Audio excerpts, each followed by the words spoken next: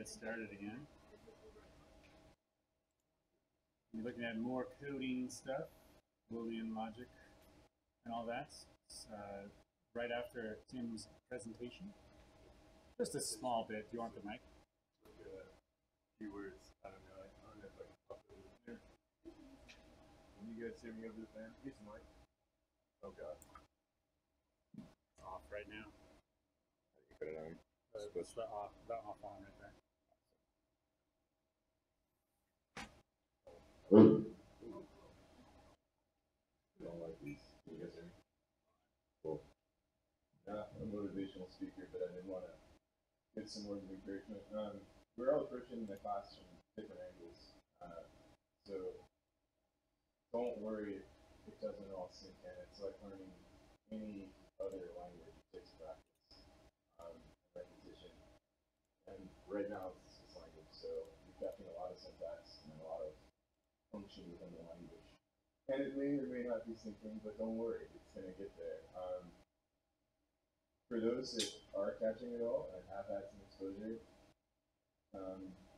maybe partner or work with someone that may not be grabbing it all. It doesn't hurt. One of the things that you always kind of want to keep your mind around when you're coding is, having a good mindset. People learn in different ways, so pairing up with someone may show you a technique or something that's completely different and both work. So you can learn from each other's strengths and watching each other sometimes. And their weakness too may show you something that you didn't see. But be encouraged to ask questions.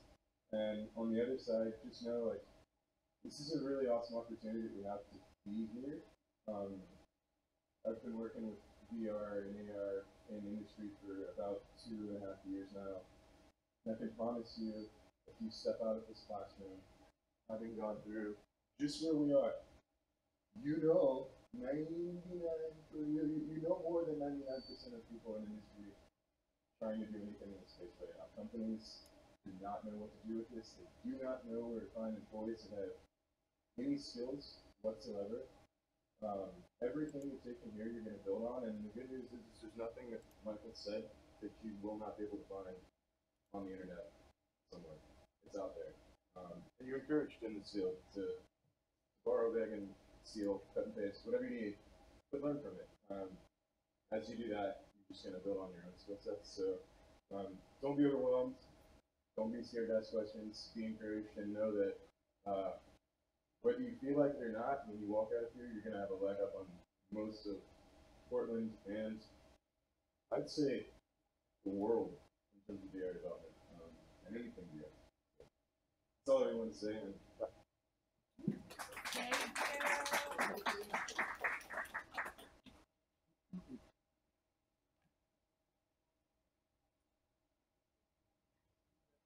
I concur.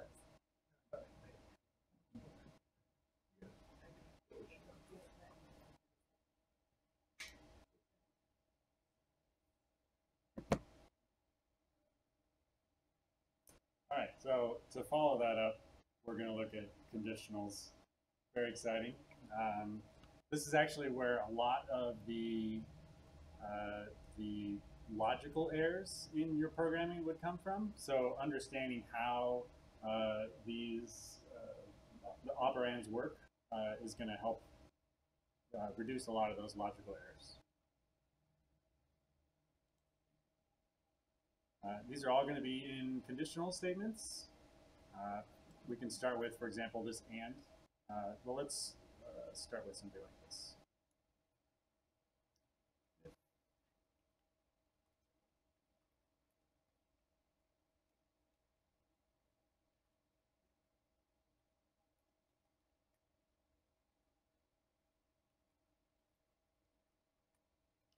So the most basic conditional is the true and false. Anytime we have a true inside of an if conditional, the code inside of that scope is going to be executed. So in this case, we're going to output I'm here. The opposite would be the false. False. Where since this is hard coded in, this code will never be run because it's always going to be false, will never get to this code. It's actually saying unreachable code detected is the little error here. It's because it's compiled this and it knows that this is always going to be false. We'll never get to this code. Yep. Why aren't you getting an error message, the one that said that not all of the code? That's different. The error message we were getting before was code does not return a value on all paths. Right. This is saying unreachable code detected.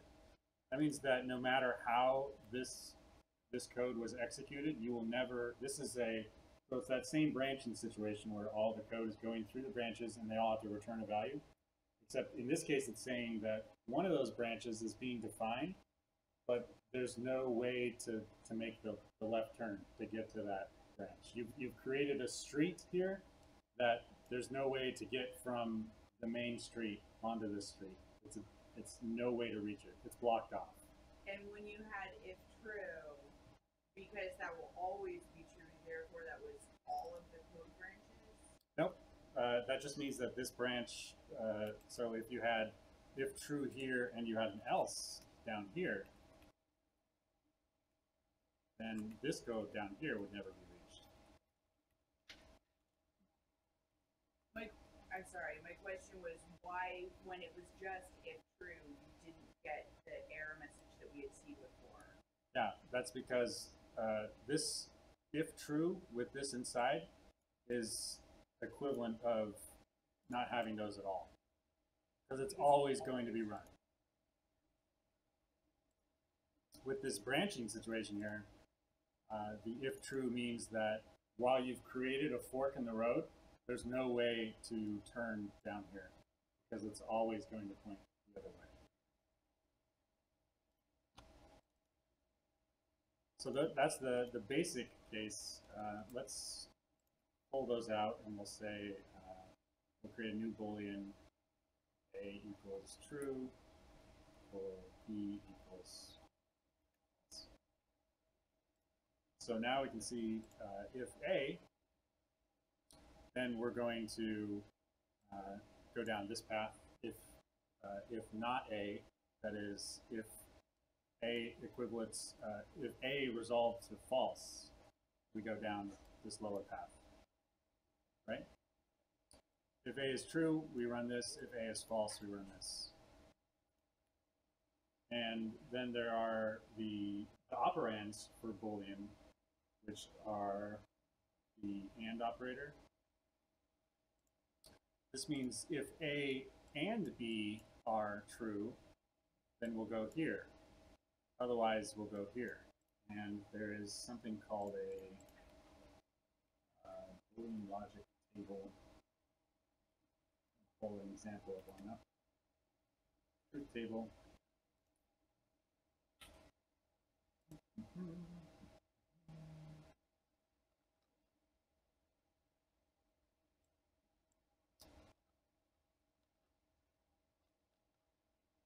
Truth table. I'll put this in the Slack. Yeah.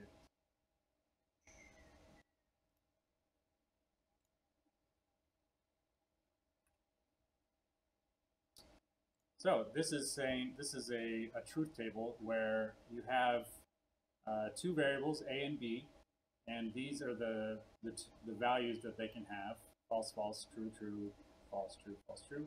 So it's just it's a matrix for saying if A and B are both false, then these are the output of these operands, the and, or, and not.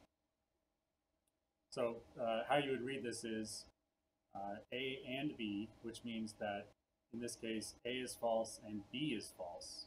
So if false and false, then you're going to evaluate the false.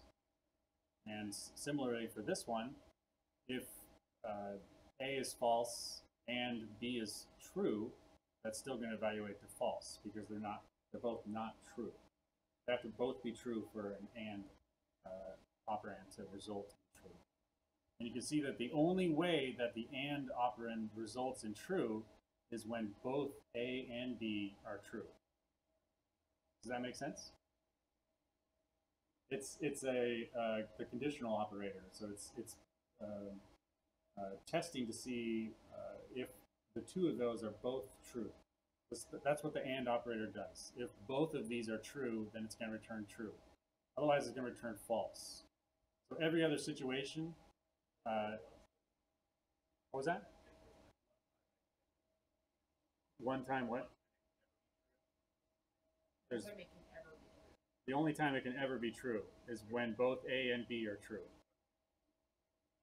So you're taking this A and B and you're evaluating that by looking at what A is, looking at what B is. And if both of those are true, then the resulting value is true. In all other situations where it's true, false, false, true, false, false, those all equate to false.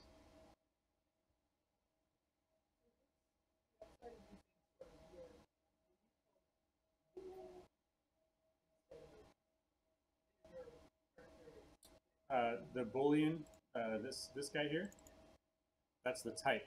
That's a type bool, which just means it's either true or false. True or false. Those are the only two values you can assign to a Boolean. And how do you know when to use bool? You'd use bool when you're trying to assess if something is true or false. So when you want to define a variable that can only be true. That's right. So, for example, previously we've seen an integer value equals 10, and so instead of assigning A just to true, we could say, we could assign A to the result of value greater than 1. Since we know this greater than returns a Boolean, it's kind of like a method. It doesn't look like a regular method because it has inputs on both sides. So you can think of it like a method that takes two values and returns a Boolean. The two values, it takes the left and right operators. This is, I forget which math class you learned, greater than, less than in, but it was always the alligator, right? I don't know if you learned it that way, but I think it was the alligator always eats the larger. How it works?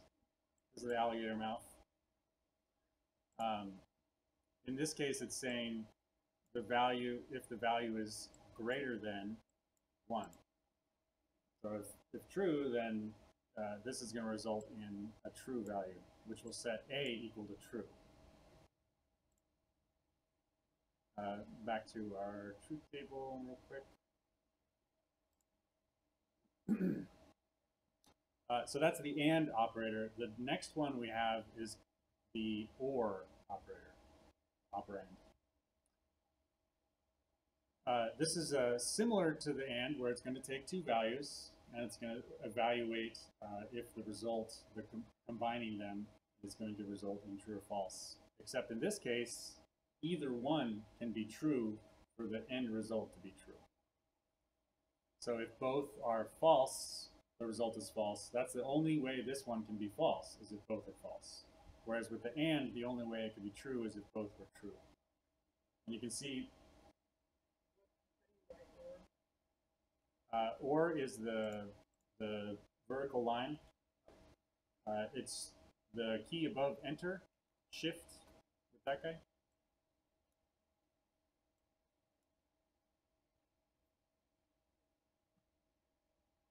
So the OR and the AND are kind of inverted in that A and B can be true and false, and so it's kind of inverted as far as there's 3 trues here and 3 falses here, right? Can you use the word or do you have to use the pipes? You have to use the pipes.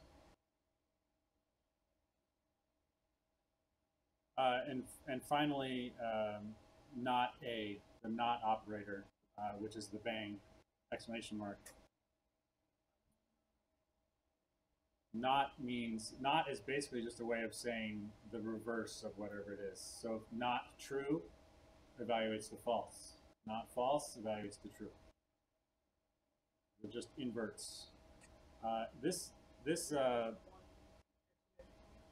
Sorry, what? One exclamation point before the value. It precedes the value you want to invert. This Boolean algebra is actually what low-level circuits, how low-level circuits work. Because with electricity, you either have a signal or you don't. So that's a 1 or a 0. That's a true and false. And they have these logic gates down in the very low level of CPU architecture is logic gates. They're ORs, ANDs, NOTs. They have others, XORs, and you can expand these into more complex gates where you can then manipulate binary strings into to do certain things. But the very basic low level is AND, OR, and NOT.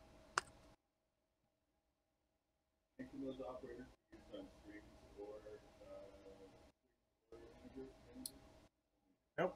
These are for Boolean only.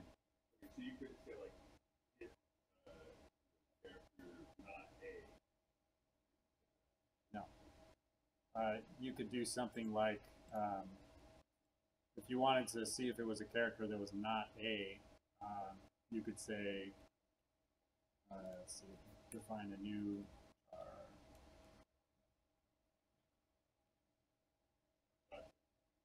and then you'd say something like C equals A, except you want to know when it's not an A, right? So you precede it with a thing. So now this Boolean value, let's name it something different. Let's detect when it's not a T, just so we don't have the same letter floating around there. So we have this character T, and we want to set this Boolean to true or false based on what that character is. If it's not a T, then this is going to be set to true. If C equals T, then that means that it would be set to, so C equals T makes it true if it's a T, and then it's negated so it's set to false. So if it's a T, it's false, otherwise it's a true. Does that make sense? Yeah, I was thinking for like, you know how some menus will have like either as A or B. Huh? I was thinking. Yep. That's what you do. Like if you had a console input, say press Y to continue, it's looking for something like this where it says. Yeah, so if it's not a Y, it would just loop around until you press Y or Right. This equals method it comes from the base object, so it's going to be available on most things. So you could even make a string C that was equal to I, and then you can use that C equals by. And in this case, C equals by would result in false, and then the not operator would reverse that to be a true. So now A would equal true. So if you want to get a Boolean out of comparison for a string or integer or whatever, you could use this equals operator. You can even do it on like a value like this. Something like that. With integers, you can use the equality operator. And this is complaining because you can't use it on the int, and that's why when you want to wrap it on in parentheses, so that you're telling it to evaluate this inside part first, and then apply the not operator to that. Because this way it's trying to apply the not operator to an integer, which doesn't make sense. It doesn't know what order you want it to run in, so you have to tell it with the parentheses. It's like a math operation. If you had multiple symbols in there, you'd want to put parentheses around things you want to evaluate first. Is there an order of operations? If you had a whole bunch of, Yep, there's an order of operations. Let me pull it up for you.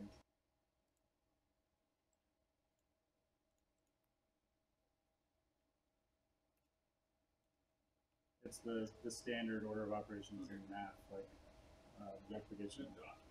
Yeah.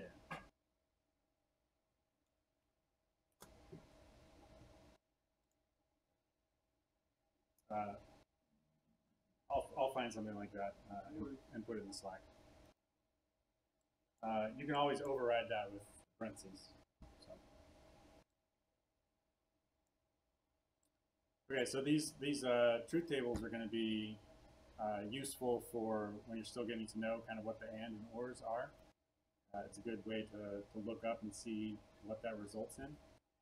You can see.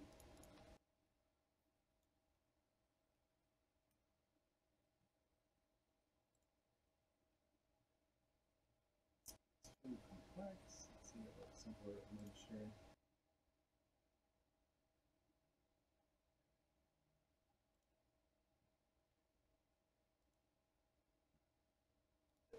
Why can't you have not been, so like, why can't you say that?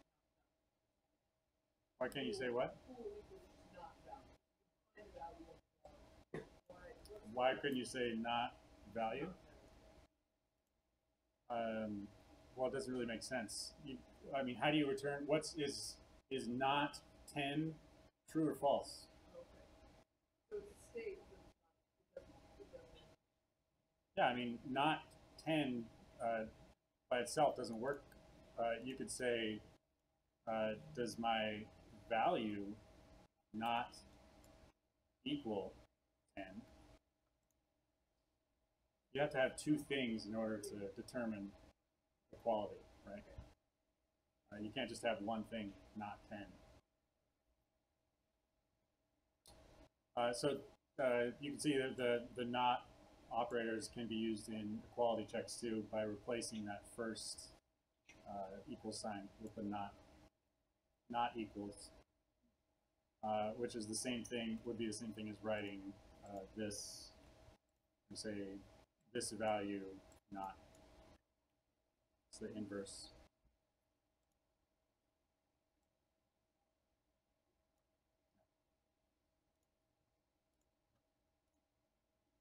So let's do a little example, and you can tell me what this equates to.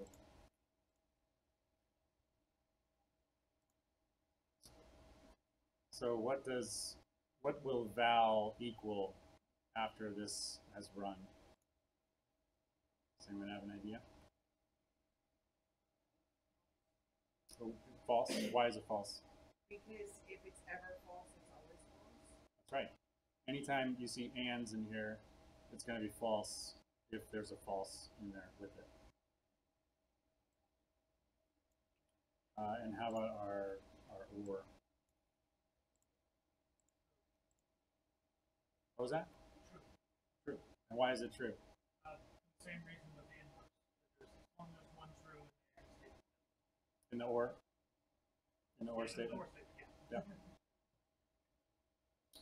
All right. And how about something a little more tricky then?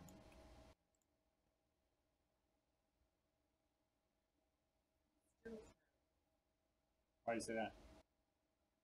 Because there is a true and they're all ors. Nope, there's an and right here.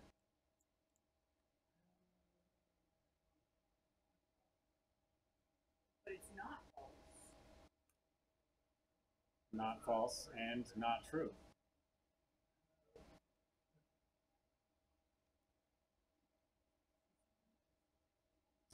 If you ever encounter anything like this, slap the programmer's wrist, because they should not be writing things that are this difficult to parse on your own.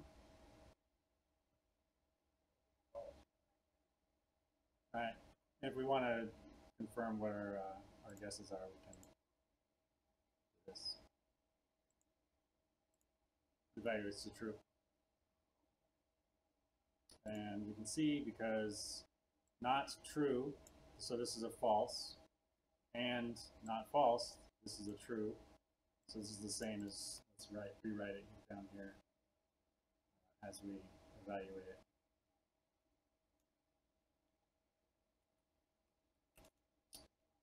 this is going to be the same as false and true, or true or false, which is going to be the same as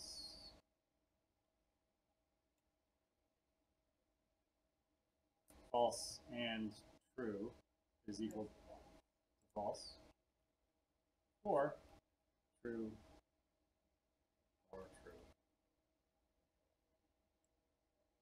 Which now you have just ors. You can see that because there's a false in there, but there's also true, is going to return true. Is that because the ands were first on the line and they were first? Or does that location matter? The location does matter.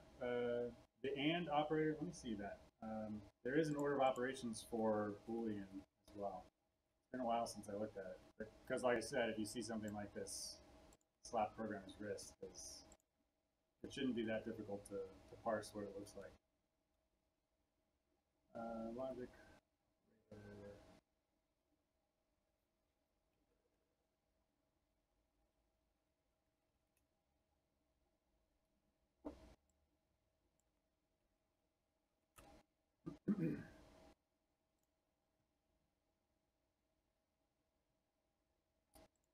Well, I'll look for that as well and post it in Slack.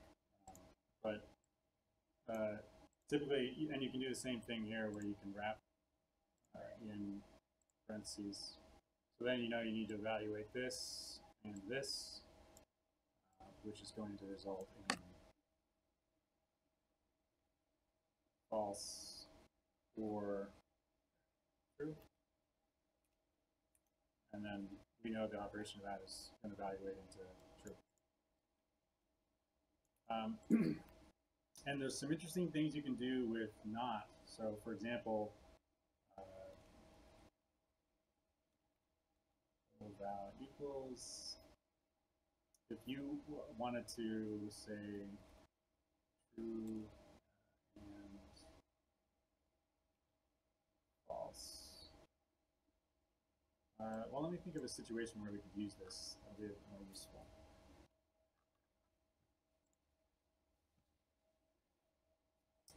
So for example, this statement right here, if we wanted to write it with an or instead of an and, do you think we can do that? Is that possible?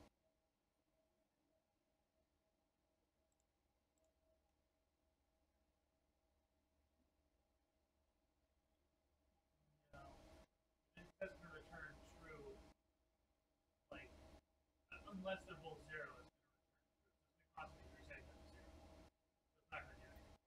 Well, I mean, we just replacing with an or. Those are both going to be false up until one of them is true. This one's going to be true first. Oh, I see, yeah. So it would reset as soon as we got to the end of the runtime, right? So then it just wouldn't have to like go and wait, like go Just and go. just immediately come Just back. bounce back and forth. We're essentially ignoring the wait time here, because this is always going to return. Once this returns true, the whole thing is true, right? So what if we wanted to do, let's see.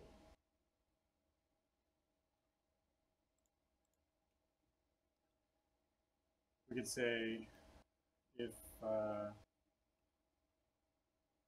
runtime is less than interval,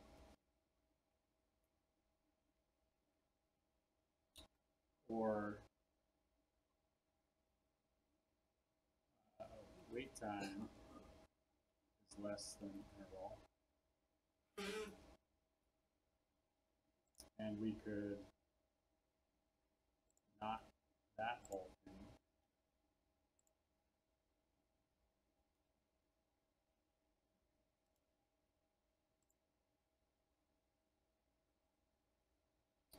So now we're saying if the runtime is less than interval, which is going to result in true, right?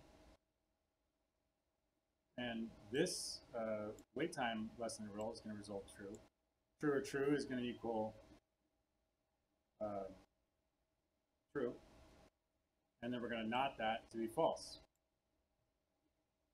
It's like a triple negative. Well, this is a true and a true that combine into a true. That's just a single negative, right? So our first situation is not true or true, which is going to equal false. Then once this guy evaluates the true, then we're going to be not false or true equals. So this guy, false or true, is going to equal what? True, and then it's going to be false. And then finally, once this guy is also false, not false or false, what's that equal? This false or false is false, and we not that to equal true. So now we've rewritten this conditional to use an or instead of an and. That's by using the not, and we also inverted our greater than less than symbols. But that's only, the top one is then only true once. Isn't the bottom one with the ands true twice? This one's only true once. It's only true once both of these are true. Oh, And this one is only true once both of them are false. right. And that's that inverse that I was talking about, where you have 3 trues and 3 falses. And we can utilize the not to invert those so that you can use either one. And there are some situations where this will make more sense to write it like that. In this case, it adds a little bit of complexity that we don't need. But just showing you that you can invert the output of anything to work like the other.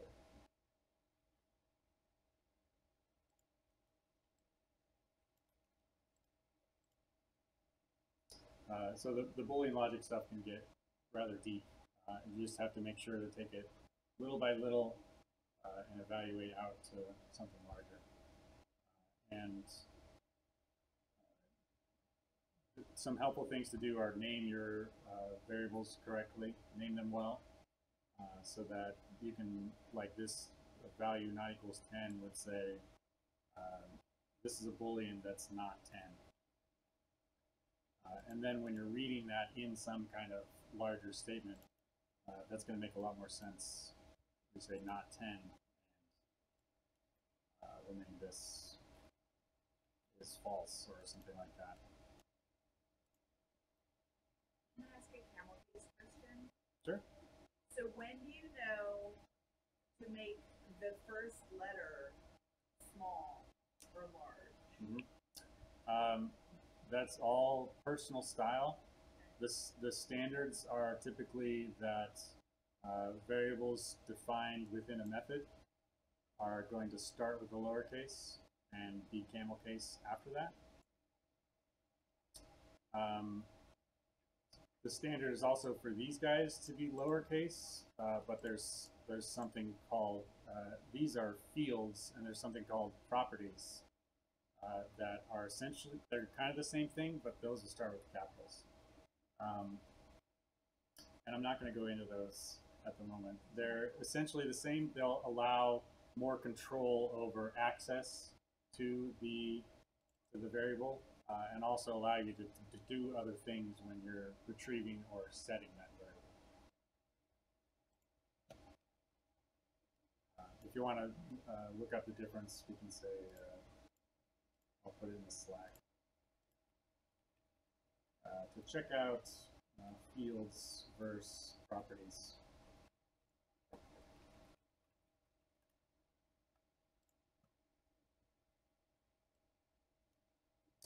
Okay, so those are the basic, the and or nots, or the basic glue between Boolean algebra.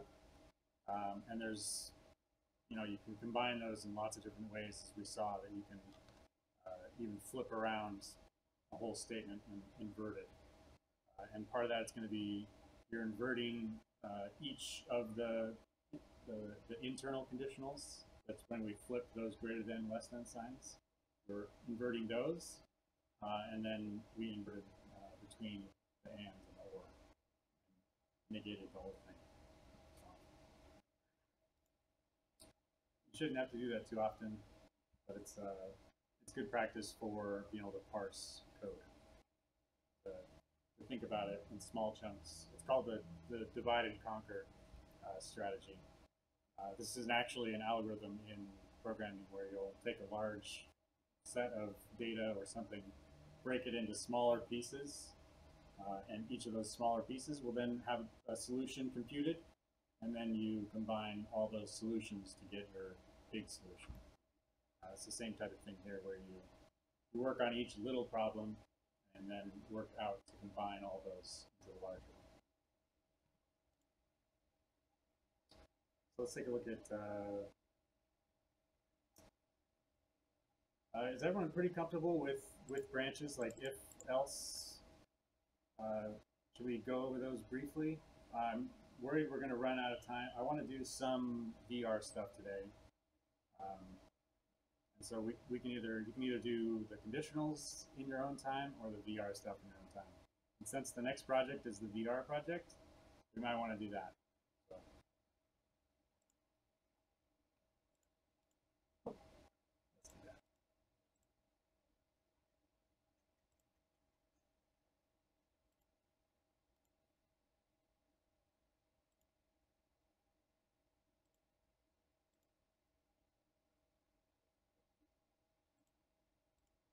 Okay, so let's pull up Unity.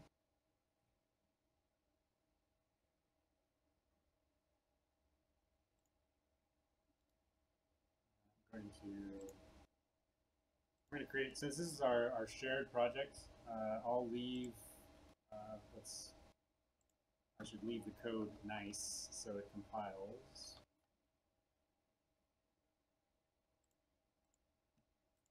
And then I'm going to create a new scene that we're going to experiment in.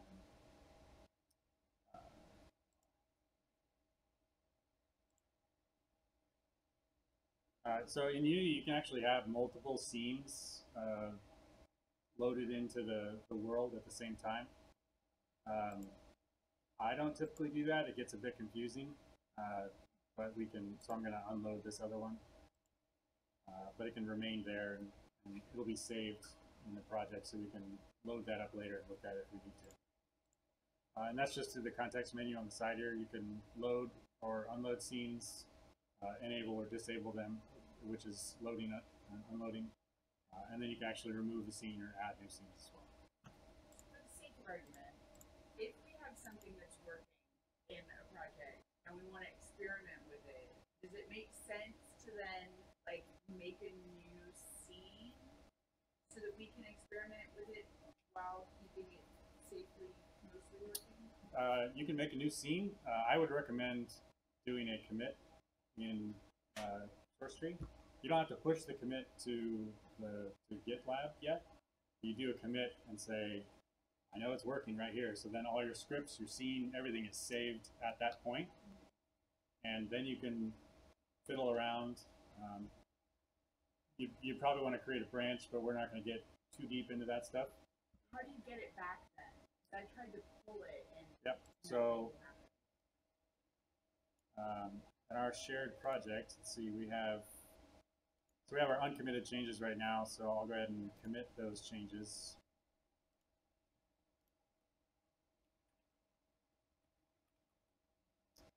And I'll push them immediately just so you guys can see them if you need to. So now I have this is the state of the code when we started class, and this is the state of the code right now. And what I can do is I can right-click on this and I can do a checkout, and that'll replace all of my code with exactly what it looked like when we began the class is at this point right here. And you want to do a clean, so you discard all changes. That means that it's, because you could get into a position where you're reverting back and there's some extra files or changes that are going to be left around. So just do a clean to get rid of everything.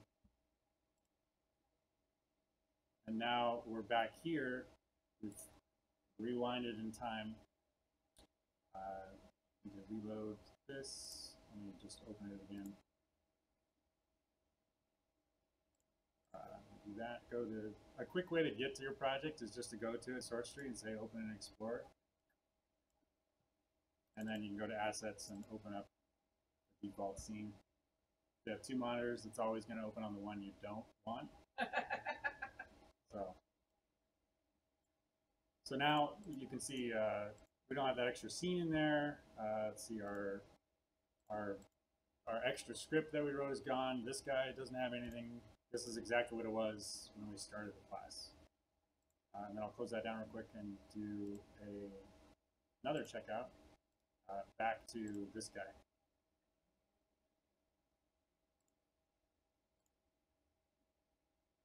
So it's not a bad idea to commit fairly regularly? Source control is your backup. So it's how you're saving the state of the code at that time. So it's a good idea to back up before you try something new, or if you have it at a working point and you don't want to mess it up, commit. And I noticed quite a few of you are creating multiple repositories when you want to try again. You don't actually need to do that, because you could delete everything in the repository directory and create a new project in that same directory and just commit that. And keep the same repository, but it's just all new code inside. So you don't have to create a new repository. Speaking of, does everyone want permission to be able to delete their own repositories? I left that off to start with. It is, I mean, you have to go in and like type the name of the repository, so you probably won't accidentally delete anything, but it'll give you a chance to clean up if you need to. Just ping me on Slack if you want access for that. I'll add you as an owner instead of a master.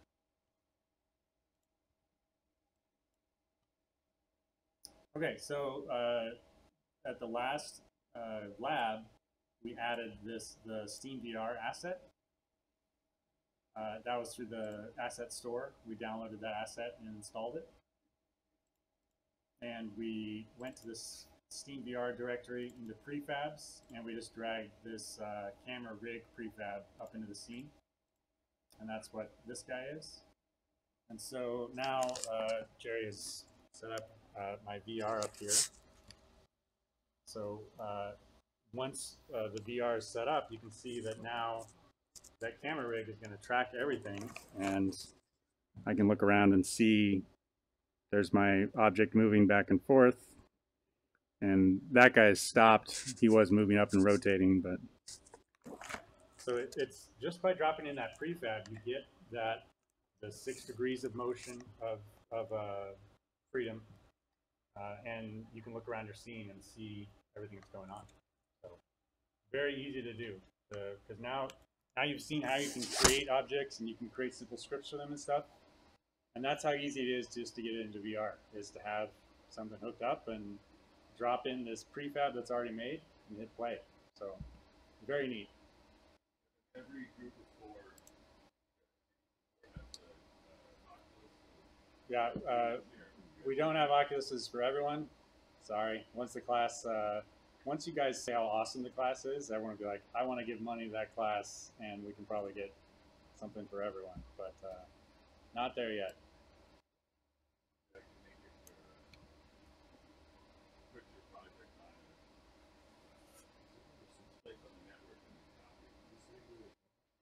Yeah, you can put your project somewhere on the network, or just go to the computer that has the Oculus Rift and open up source tree and get your repository from there. And then you can make your changes, check back into source tree, and then be on your way, and everything should be working fine the next time. Yep. What was that? How Oh, so once you've imported the Steam VR asset through the asset store, it's going to ask you all these files that you want to include all those. That'll create this Steam VR directory. And inside the Steam VR, there's a prefabs directory, and there's a prefab called camera rig. Just drag and drop that into the scene. That Steam VR camera does that handle both Oculus Vive and like Gear? And what was the third one? And Gear, the Gear VR. I don't know about Gear VR. It will handle Oculus and Vive. Both of those use OpenVR as the base platform, and that's what this is. If you have when you create a new scene, you're going to have a camera in there by default. And so when you drop, this camera rig includes a camera already, so you can delete that old camera. Otherwise, you're going to get errors saying there's 2 audio listeners in the scene, and it's not, it doesn't break it, but it's kind of annoying.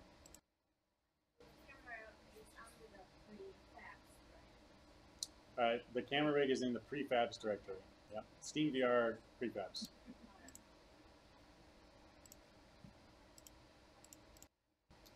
So your VR project is going to be creating a virtual room. Has anyone used Steam Home yet? No? I don't have Steam installed on here, so I can't show you. But Steam Home is, you're all familiar with Steam? Yeah? It's a game distribution platform. You install it, and you can then download games and buy games and spend way too much money on games. But it also has a built-in VR component where you can just hit the little VR button up at the top, and you'll load. And then you can put on your VR goggles, and you'll load into a room. That is, you can define the room, choose different things to place, and up on the wall will look like a big screen TV, and from there you can select and point to your VR games that you want to play, any game really, and choose your game, and then it'll just load up directly into the VR game. So it's kind of like a desktop, VR desktop for your games. Yeah. Sorry, I have one other quick question. Yeah. Would it be a different camera you have to do if they were going to do this for HoloLens? I don't know. HoloLens is going to be not going to use Steam VR. It's going to use a HoloLens assets. Okay. So we'll get, once we get to HoloLens, we'll get to that. Okay. And if we wanted to drop in like the controllers, is that a separate? Yeah, we need 2 of these for the controllers, right? Yeah, all of them at least have one. But yeah, in order to use the touch controllers, you have to have 2. Can we hook that up real quick over here? Oh, I meant in Unity. Is there? Yeah, Yeah. we're hooked up. Yeah, this setup is hooked up to the PC down here, so it's all ready to go. Can I steal one of those and Oh, yeah. the controllers? I have one tracking camera now. Actually, we but, have. I've got it. if you look at the camera rig prefab, it has controller left and right and the camera head already. Those are the 3 objects that are being tracked with Vive and Oculus. So once we hook up this other guy, you'll see all I have to do is load that in, and it'll load in the meshes for the controllers. You can look down and see your controllers. If you attached like a sphere physics object to one of those controllers, you could knock around other physics objects in the scene and spawn new objects and do all kinds of stuff. So it's very, very easy to use, very neat. Coming out a USB port. So the VR projects is going to be making something like that Steam Home, where you're going to have a room that you can have menus on the walls, and there'll be something like a pedestal or a table that will have a UI menu down below, and you'll be able to select, say, I want to show a statue in this spot, or a beach ball, or something. We'll have a couple different options that you can select an object to display above that pedestal. So it's kind of like decorating your room. Great. Do I have to set those up in Oculus Home first? Yes. Yeah. To run through like the config thing. So you have controllers. I think there's a menu like only pick controllers. Yeah, it just wanted me to just set up this. This.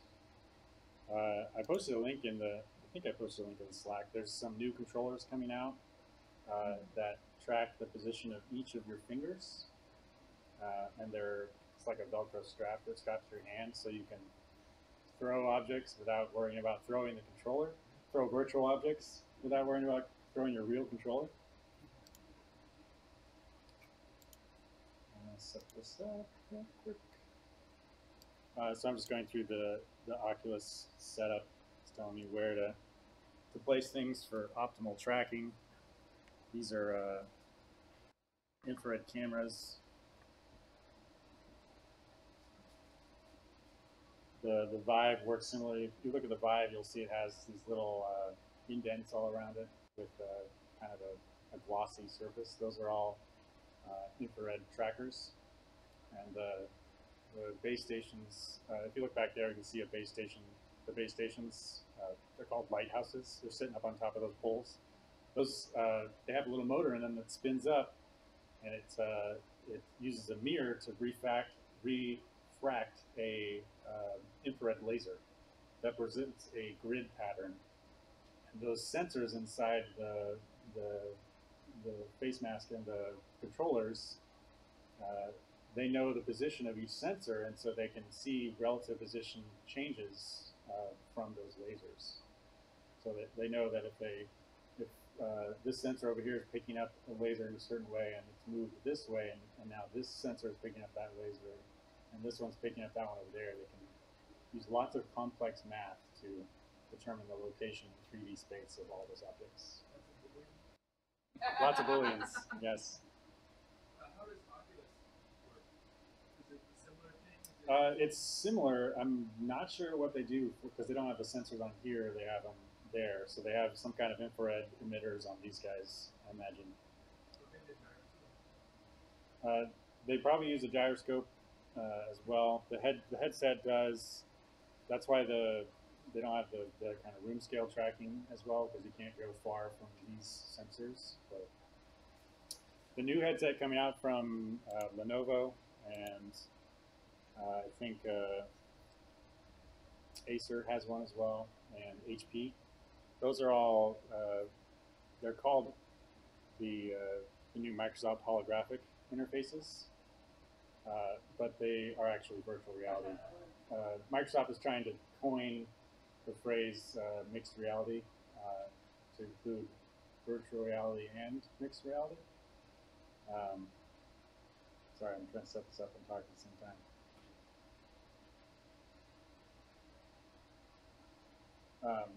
But those guys are inside-out tracking. Do you remember we talked about that in the first class? All the equipment for tracking their rotation and position is inside, so you can use those anywhere without setting up these guys' cameras or lighthouses. Very cool. Back here. Come on.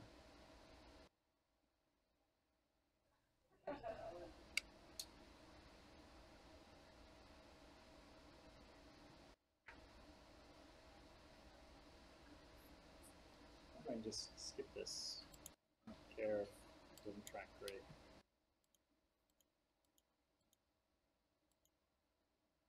I guess I have to go through the whole setup again. Do that real quick.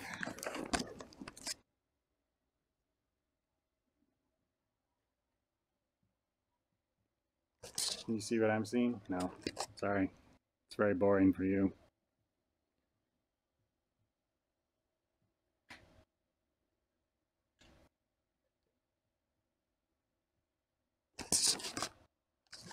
Oh, there's what I'm seeing over here. On the monitor I don't want. Okay. I think that's set up now. Controllers.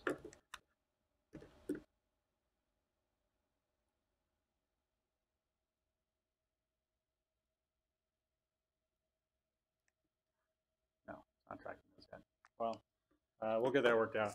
But once it's all configured, you just have to hit play, and you'll see they have accurate 3D models that look just like these guys. So you can look down and see your controller floating in air. That makes it seem like you're invisible or something. So since we're going to be creating UIs for that the VR project, I'm going to show you how to create a UI for in-world experiences. They're going to be different. If you've used the UI or 2D stuff before, it's going to be different for VR. Because a screen overlay for VR isn't going to work very well, because you want it to be something you can interact with, not just something that's in front of your face. So let's look at, I'm doing a right click in the hierarchy and doing a create object of a UI. Let's just start with a canvas. And you guys saw this in the homework. The canvas looks very large compared to everything else. And the reason for that is because this canvas is 515 units by 537 units. Because right now it's setting itself to that's pixels, except Unity is interpreting that in the editor as units. So it's going to look very large in the editor. But it will not look large in game. So if we add something like a button here, we can see that in the game view, that's just a regular size button. It doesn't look crazy large or anything. Even though it's in the editor view, this button right here is considerably more massive than way down here. You can see our camera and our capsule and everything else that makes up our scene.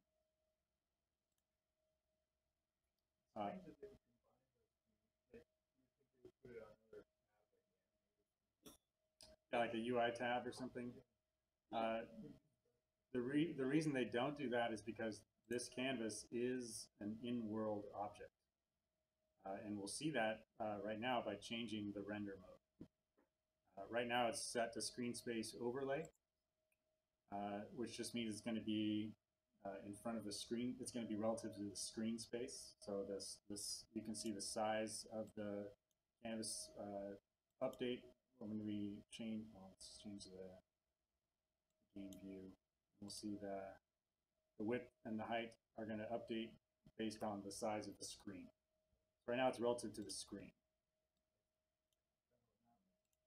But for VR, we're not going to use camera either. That's going to be relative to the camera position. We're going to use world space.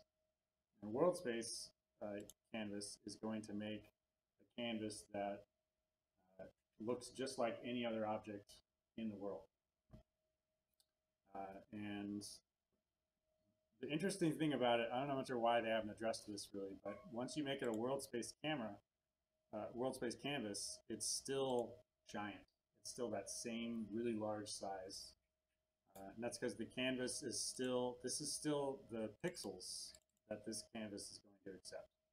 So if you wanted to create, we could scale this down to be something really small to make it look better in our scene, but then you only have 2 by 2 pixels to work with, which is going to be a pretty boring UI.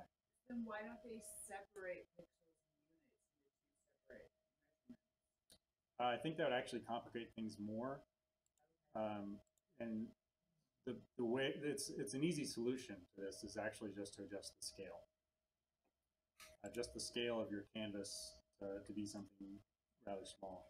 0.005 is a good starting place.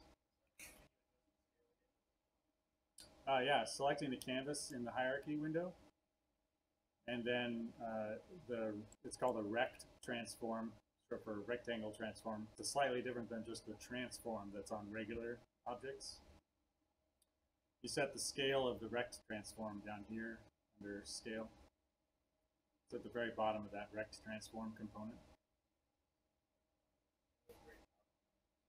Yep, you'll need to change the canvas render mode into world space first.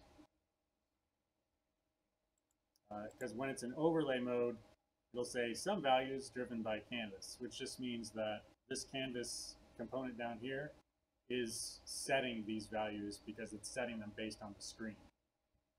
If you want to set them yourself, you go to world space, and then you're in control of those.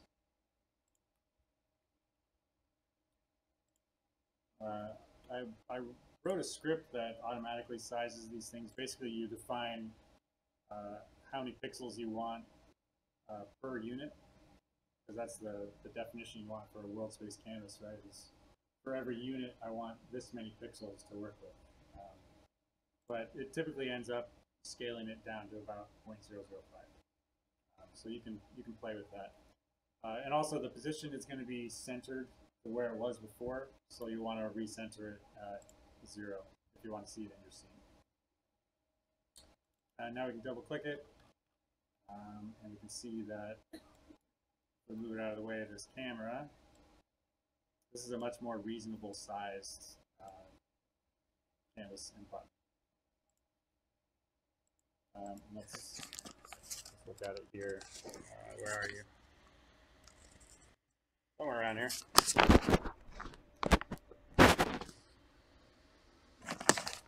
Maybe I'm on top of it. Oh, it's above. It's right there, sliced. Yeah. So we need to position it a bit differently. And put it back here. Now we can see that button, and it's floating in space. It's just like any other object. It can be behind elements in your scene or in front of them. And with some scripting, we'll be able to interact with it either by reaching out and touching it with the controller, or we can do something like a ray cast, where we can just cast a ray out from the controller and point at it, and then respond to a trigger or something like that.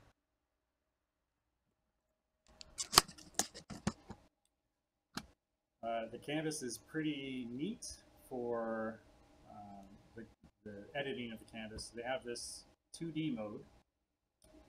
So typically you're not going to, if you don't rotate you will rotate your in-world canvases eventually to line up to whatever objects you're attaching them to. So for example, when you're creating that in-world canvas for the table or the pillar that you're going to select different objects from, you'd align it to the face of that pillar or whatever it is. But when you're designing the UI, if you leave it unrotated, you can use this 2D button. So at the top of the scene window, at this bar right here, there's a button that says 2D. Everyone see that?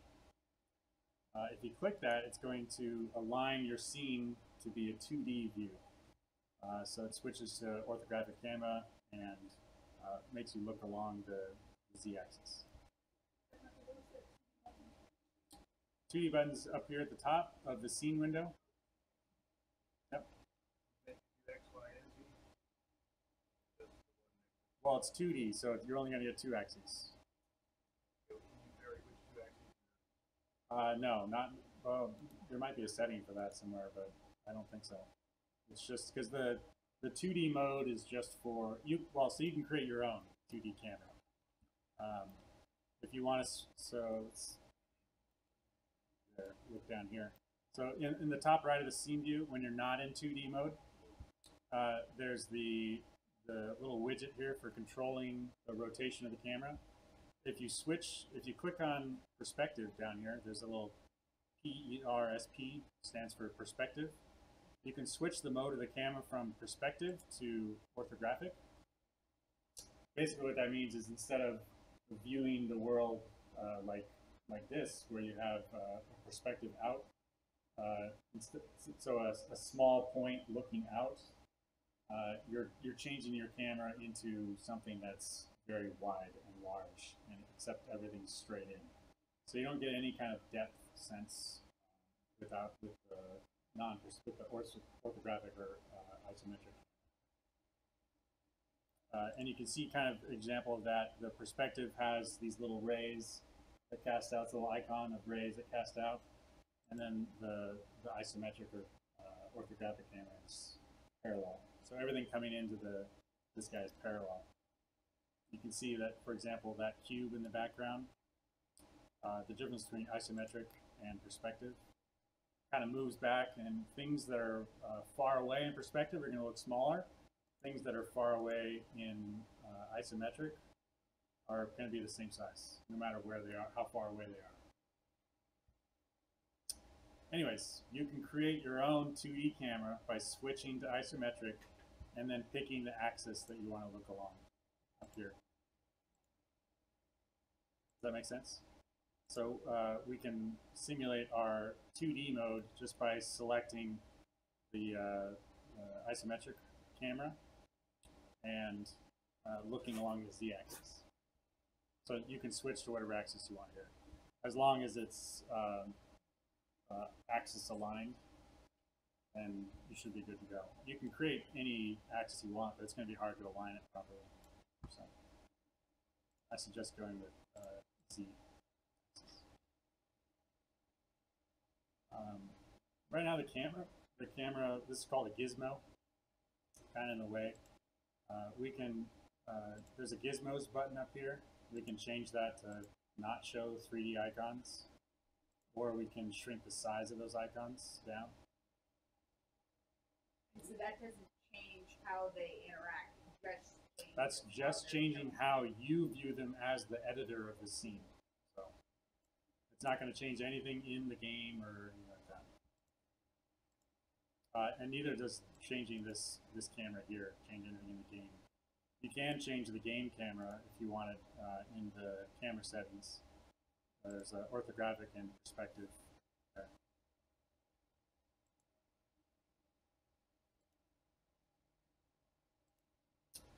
So in 2D mode here, we have a much better view of our canvas, and we can do things like changing the size of elements, moving them around.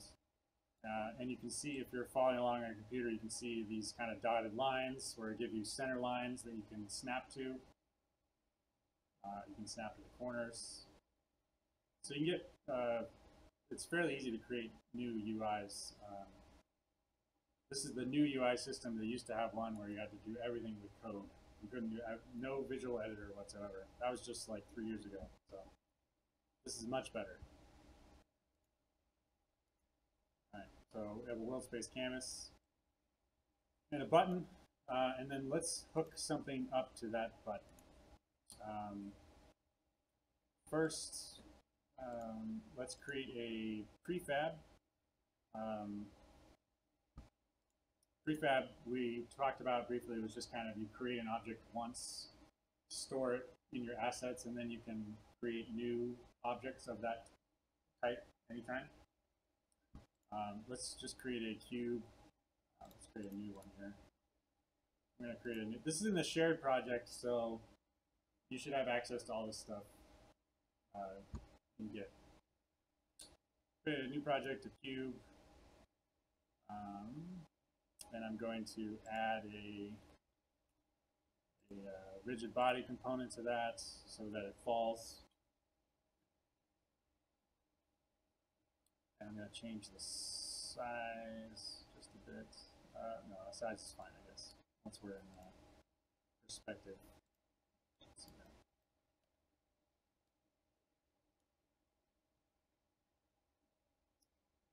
So, let's name this cube. I'm going to drag, I'm going to create a new directory. There's a special special directory you can name resources.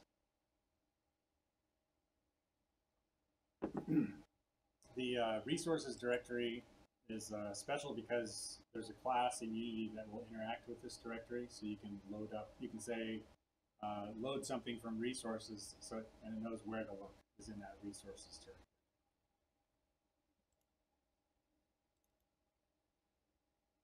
So I'm going to create a prefab, I just need to click and drag this guy down into the assets pane.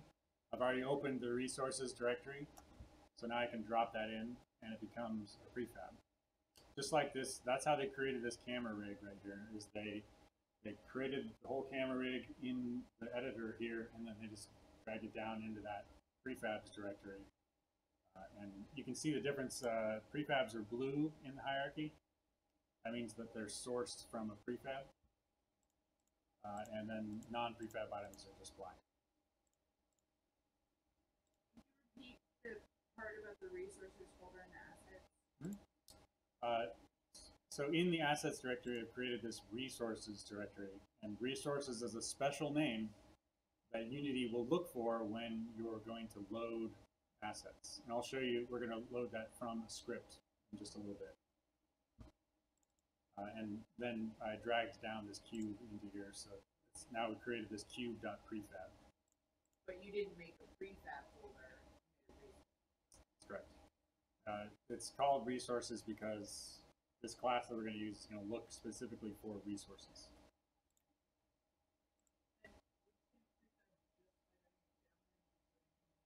Just drag it down there and drop it, and I just deleted the original cube from my scene. So now I don't have that anymore, but I can just drag up this prefab and recreate it if I wanted to. So that's why, because now you can recreate that cube as many times as you want. Dragging it from the resources directory. You can create prefabs anywhere. I'm just putting it in resources because we're going to use a script in a little bit that will do something with that. So on, say, this, I'm going to create a script so when I push this button, a new cube is going to be spawned into the scene. Every time I push the button, a new cube will be spawned into the scene. That's why we want this resources directory, so we know where to look to get the cube. And so now I'm going to create a new, I'll create an empty game object.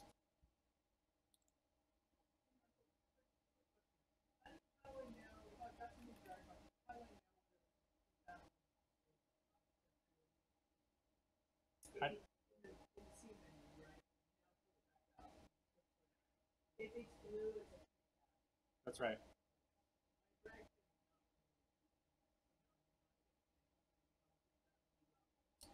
If you're dragging it from assets anywhere, if it's in assets, it's a prefab. If you then drag it up into the scene, then it should be linked to that prefab. So I created this empty game object. I'm going to name it Game Manager. I'm going to add a new script to it called Spawner.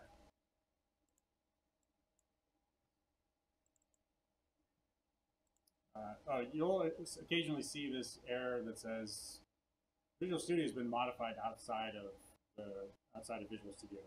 Just hit reload project there. That just, because Unity recreates the files needed for Visual Studio when something changes in Unity, they'll get reloaded occasionally. So inside here, I'm going to do a public void spawn cube, and from there I'm going to say game object instantiate, and now I'm going to use that resources oops, dot load. And the load is something that can take a type as an input through this. It's called a generic method. It takes a type here that I'm going to load as a game object. This is just because I'm loading up a game object. For now, since if you're just loading game objects, you can use it just like this. If you're loading something like a texture or an audio file or something like that, you would use the type for whatever you're loading. Right now, we're just going to be loading game objects, so just use it like this. Game object, and then I'm going to pass it a string for a path. The root of this path is in that resources directory, and I named my prefab cube. So directly under the resources directory is cube prefab, and that's what this is going to reference.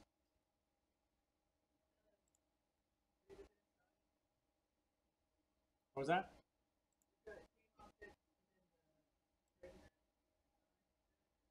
Yep. These pointy brackets on both sides, it's called a generic type. It just means that now instead of returning some object, this load method is being told to return a game object. I think we touched on that on one of the other classes, probably last class. It's just a way to make a method that instead of, because you could do something like this, where you do this and you do an as game object, and this is like a casting operation that will take this unknown type and say, you are this type. And because this instantiate requires a game object as its input, we have to cast it to that type. Don't worry too much about that right now. It's won't be necessary as long as you just do this where you load this game object.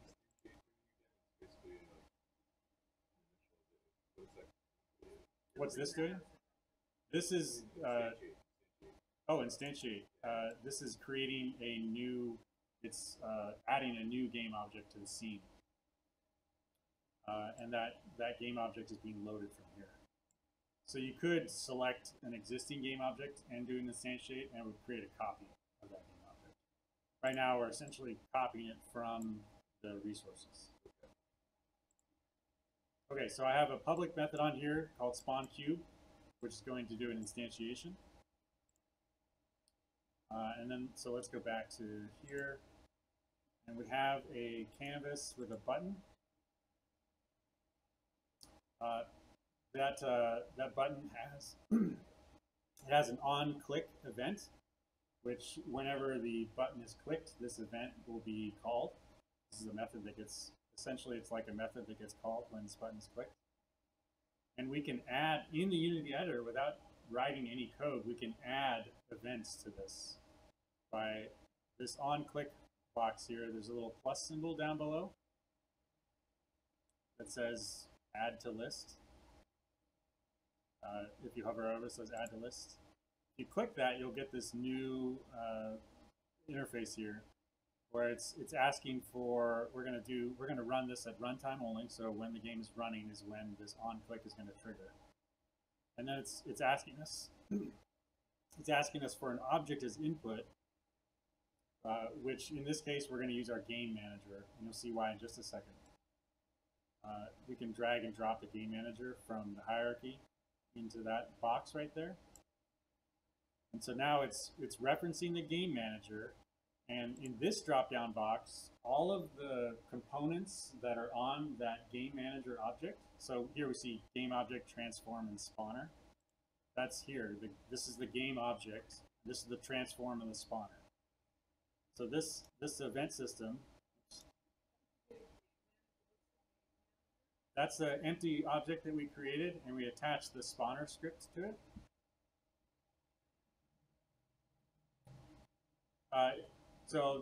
These sessions are being recorded, so you can go back and rewatch as well.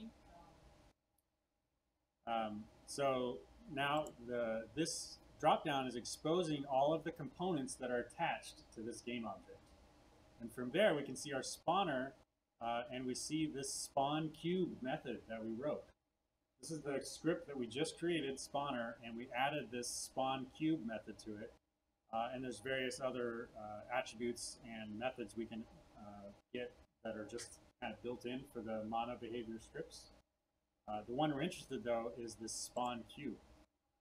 So now it's saying whenever this button is clicked, I want you to go to Game Manager, open up, access the spawner script, and call that spawn cube method. This is kind of a way of tying your in-game interactions to your scripts. So if I did everything correctly, this will work. We'll see. Hopefully the mouse click will still work in VR. We'll see.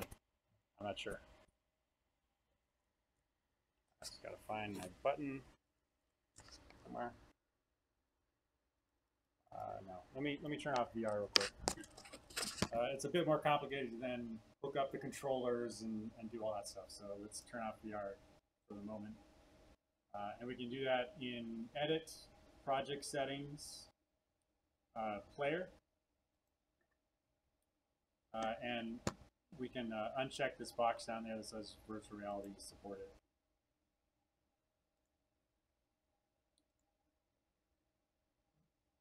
So now we have a scene that's non-VR.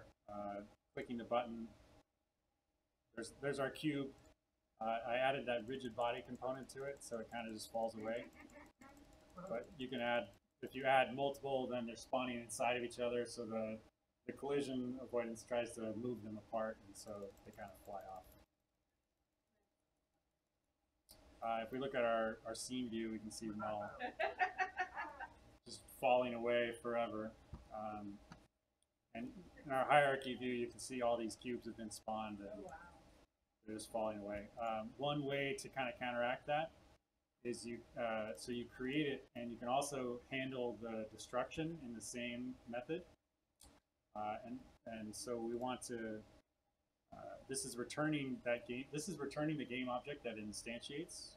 So we want to access that with by assigning it to a variable.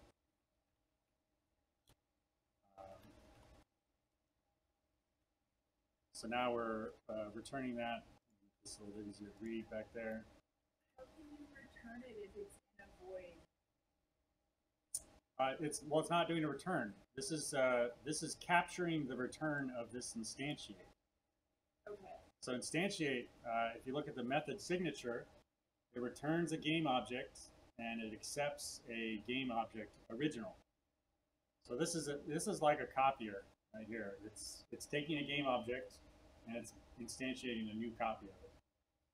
In this case, our game object original is being loaded from the resources. You could also make a copy of an object in the scene if you needed.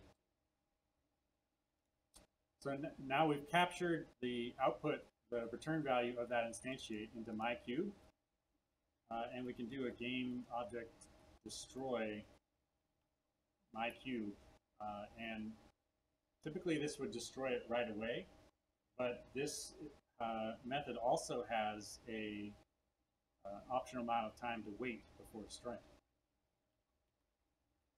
So now we've created a game object, and we've told Unity to destroy that game object after 5 seconds. So that'll keep our scene clean. We can still see things fall away, but 5 seconds later they'll get destroyed. And we can do that here.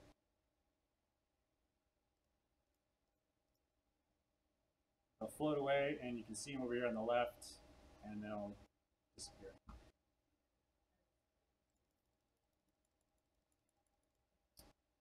And I mean, if you wanted to get crazy, you could do stuff like, instead of activating that on a button, you can do it in the update call, and things will just go wild. Let me move the camera back some.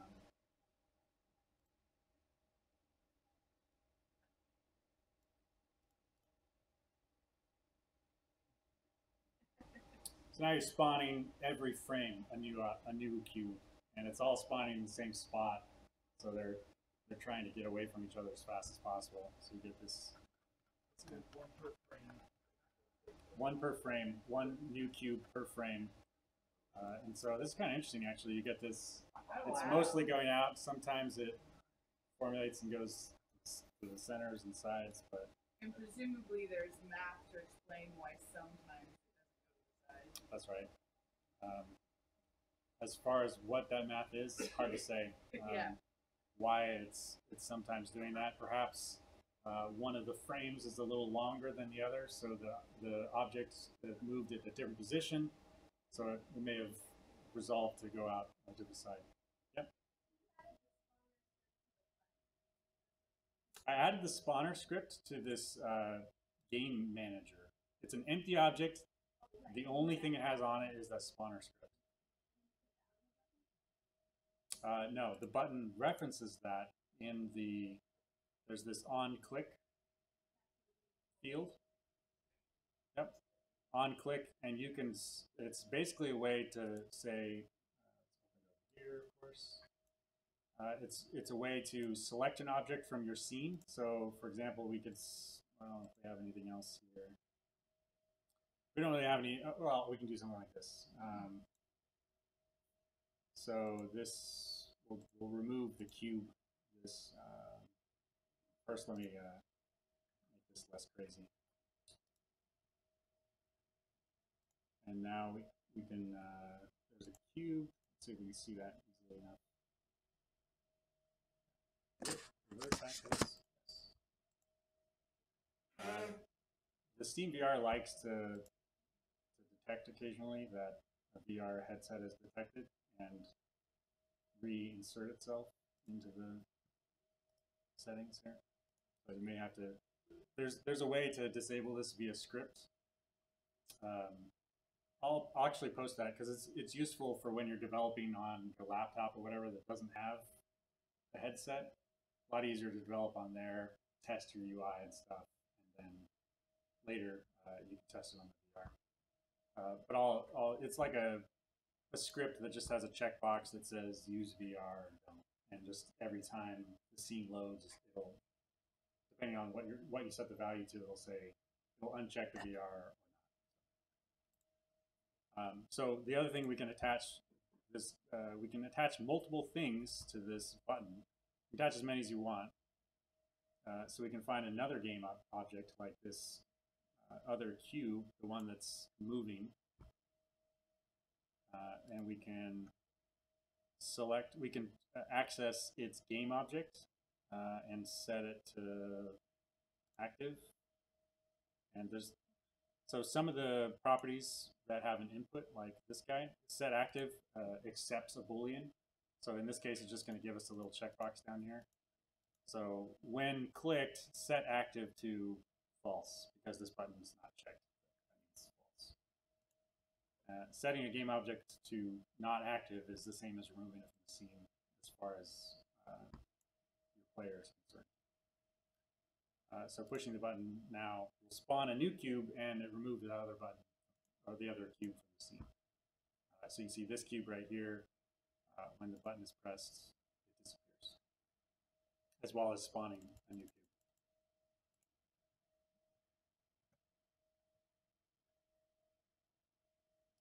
And there's lots of things to explore here. Kind of, we can change the mesh filter to it's just weird. It seems to be doing this lately. Unity has some kind of bug they've introduced where the previews are all messy. We'll change that cube to a sphere when we press the button. So now I'm saying access that cube object and in its mesh filter component, change the mesh to sphere. So when I push that button, it changes into a sphere. It's the same as kind of automating this process where you'd go in and on the mesh filter component, you change that to a sphere, and that's how it ends up in game. It's the same way as you're programmatically doing that, so you can do it from a button instead of manually. And you can create another button that changes it back, or you can create a method that changes it, and then after 3 seconds changes it back, or whatever you need. That's kind of the power of the scripting, is you have a lot of options about what to do. And the power of the UI system here is that a lot of this stuff we've done just in the Unity editor. We didn't even have to open up Visual Studio to add these events and stuff like that. Very neat. That's time for today. We're going to be starting on the VR project. And I'll send out the requirements for that. But basically, you're going to be creating a VR project. The VR project is going to be over the next 2 weeks. The first stage is going to be creating that VR project with a user interface, either something with a button, or ideally with a button, something you can interact with. But the minimum would be a VR scene with you can set up the scene to look like a room, create some objects in there with in-game UIs in place. They don't have to be interactive yet.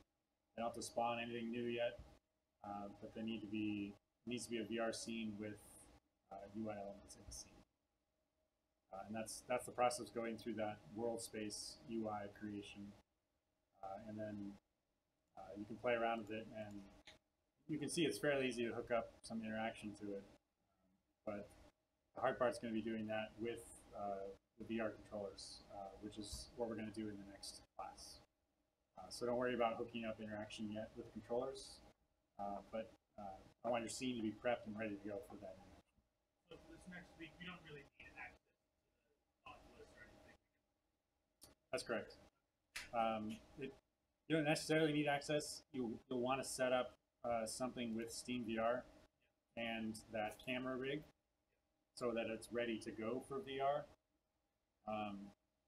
And like we just created this scene and we modified these things without the VR environment. And all we have to do is go to that player settings, project settings player, and re-enable that virtual reality supported. And then we can look around our scene and see all of our stuff. It's not interactive yet because we don't have the controllers, but that's what we're going to do next. But I want the scene to be ready for that, so that the only thing you have to do the following week is to set up that interaction, choose various objects that you want to spawn in, stuff like that. It's kind of a chance to get creative if you want to create some really neat room that has cool options. It doesn't have to be a table with something on top of it. You can have a menu on the wall that changes the whole layout of the room if you wanted to. That'd just be by setting prefabs that are an entire room layout. So, that makes sense? I'll send out a better written description of it, but so I'm clear on that. And the shared projects is going to be a good starting point for making sure that you have the VR scene, because this already has the Steam VR everything included. If you want to, you can use this as your starting point and add your scene around this. I'd create a new scene and add on to that. But to do that, you would pull this down from Git locally, create your own new repository, and then copy the files from that shared project into the new repository, and commit that and make sure to commit it to have a starting point that you can roll back to if you need to. Also, you mentioned the Steam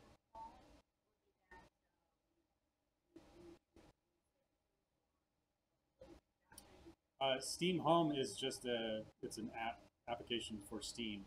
It's not something you're going to use in the development here. You can, I'd recommend checking it out if you have VR set up at home. Check out Steam Home to see what it looks like, but it's not required. I'll pull up a video of it, actually. Just look at it. So you get started on that. So the lab time right now, you can use to get started on your projects, and I can also answer more questions or go into like some small Git tutorials and stuff like that, if that would be useful. If people can agree on what they would want, then let me know. Otherwise, I just go around and answer questions individually. All right.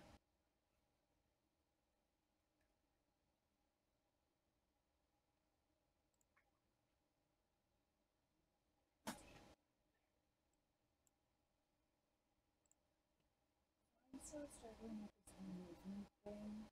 Movement? Yeah, can you sit with me for a couple of minutes at some point during this? That would be great.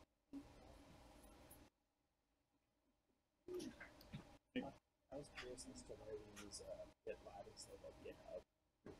I chose GitLab because it provided me with more options for grouping everyone together, to have everyone all in one spot. If you want to use GitHub when we're done, it's easy to migrate a Git project from one to the other. I was just curious because GitHub had like the automatic Git ignore and all that that implements. Yeah.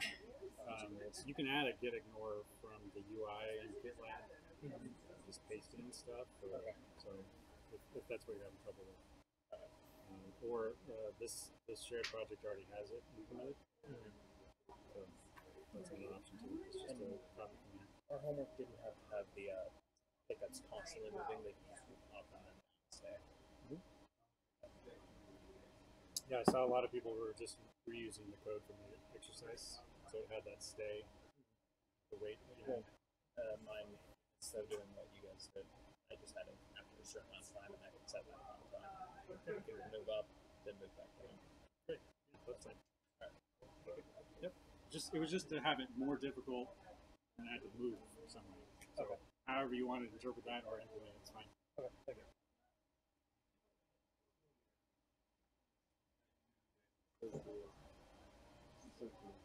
Oh, this.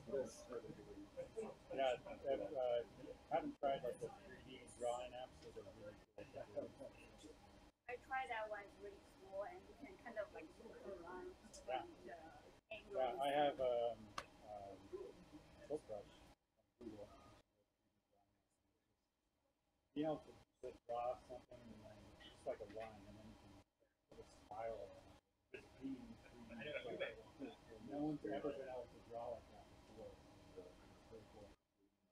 It's a Steam Home that we That's a Steam VR home, yeah. So this is like that big screen in your room where you can select what game you want to play. I see.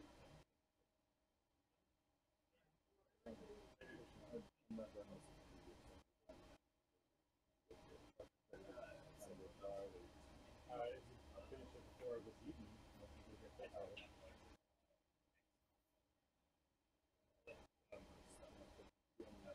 So just get as much like your current state and get as much as you can.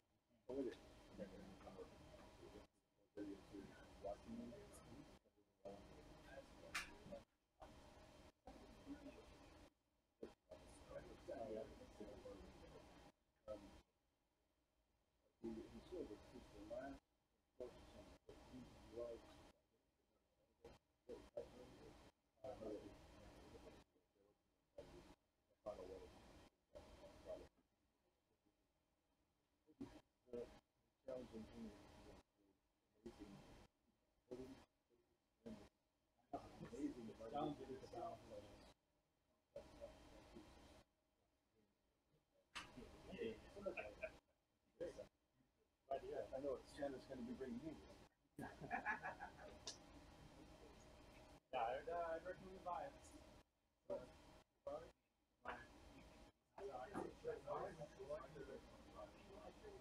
Live gives you more larger space.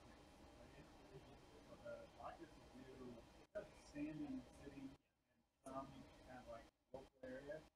But the Vive, you can get a room. You could get, if you put the light out here, you could see walking around this whole area. Easy off. Awesome. Inside out. Inside out tracking. How do they pick one of those? How do they track themselves? They have 3D cameras. So they use map the room, and then looking around, they see just like you can see that you're moving without a sensor. You see how you're moving in a very perspective.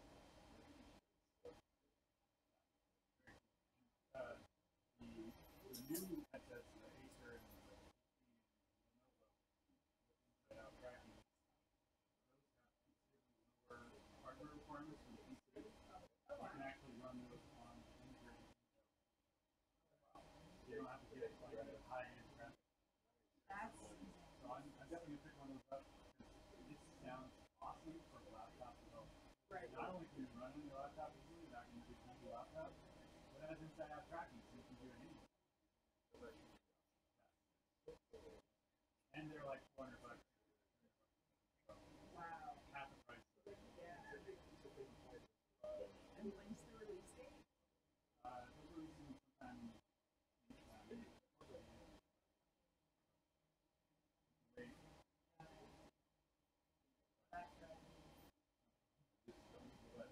Really cool.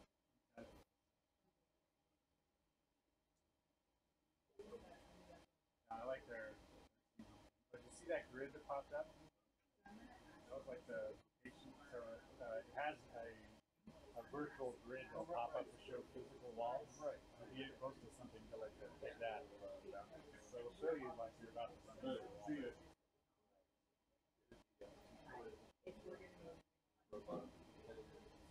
Oh yeah. This is Yeah. such a Lightsaber. Oh, it's awesome. Yeah. Just that little bit of tactile vibration. What are you thinking? Adds a lot. well, the fact that I still figure out why it doesn't work when you Something other than Visual Studio. or how to make it like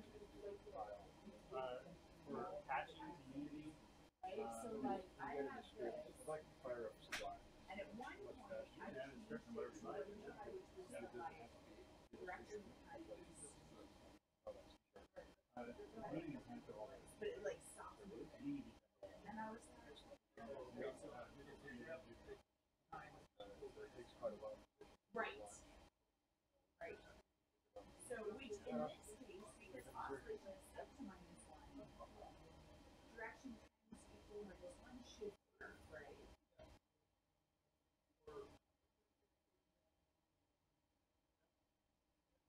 So like I don't like that I'm still so but my goal is right, but my goal is to make it so that like bounces in on all three axes, in a confined space, and just kind of not just us, right?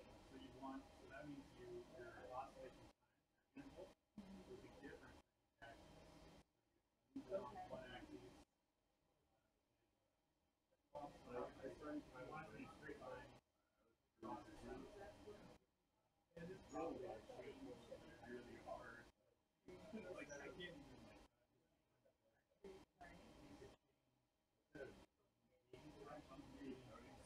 Okay. And then we configure those up here. And then we configure those up here, right down. Yeah. One thing like that. Yeah. One thing. Sometimes it's hard to know how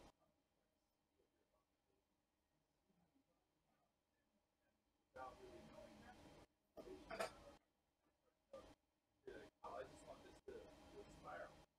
Right? But then if you start to think of what it would entail to build this system, now instead of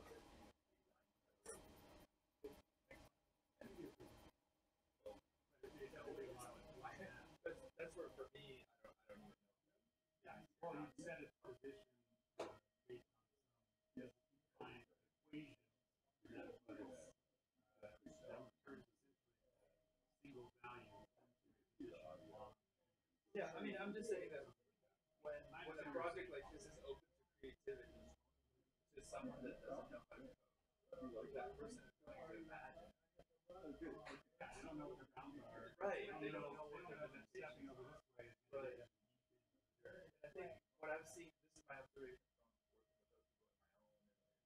from working with other people on my own and this project was, I saw that a lot of people had an idea and they really wanted to get their idea. And some of those ideas were very complex. And I know I put it a little bit so I know to not have those ideas, but like that. Just don't have that I idea. know that's like a week Which long is project. that's why in UX class she says that developers should UX design. But I that's still I just wanted to communicate that that's what I saw. Right. And it remains a struggle for me in part because I feel like I'm still not really clear on what things do. At least in terms of the movement stuff. Like generically it helps me and I'm generically comfortable.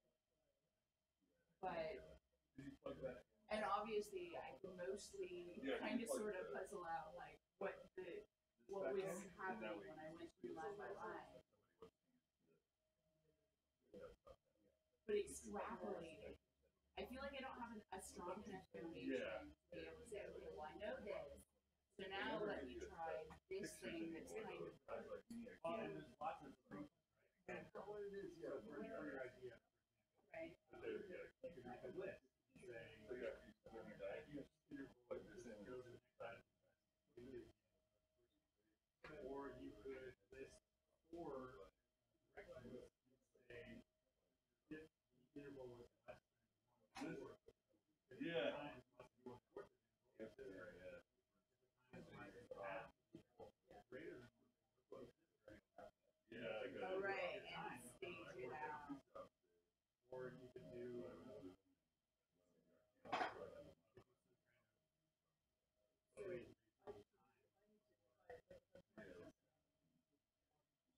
So is there a way to say, and now turn X number of degrees? I mean, because that's a rotation. so instead of changing the direction like this, you can change the orientation of the object. Just make sure that the object is moving along its relative, Right. not global. That I think is what I want. Because that I can visualize. So, okay, so it has So, a forward. so instead of changing direction, I want to change rotation. you're going to change this transform. And you're going to call an operation like rotate. And is it dot rotate?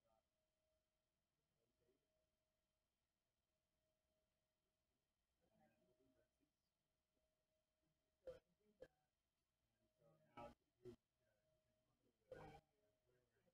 Right. where you want. No, this is well. That's that means there's 6 different options. And I don't know how, These are the overloaded. right. And I get that it's overloaded, but I don't know how to know what these things mean. Well, so this is the vector tree. Okay.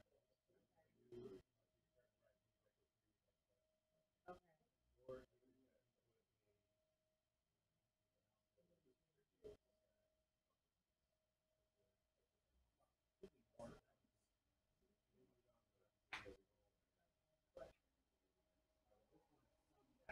So pick an axis freaking axis and then rotate by a number. around, right? Right. And this rotation. Whatever you want.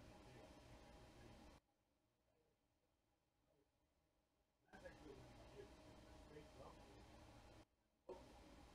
Right. You want to do it relative to yourself, not relative. The world around.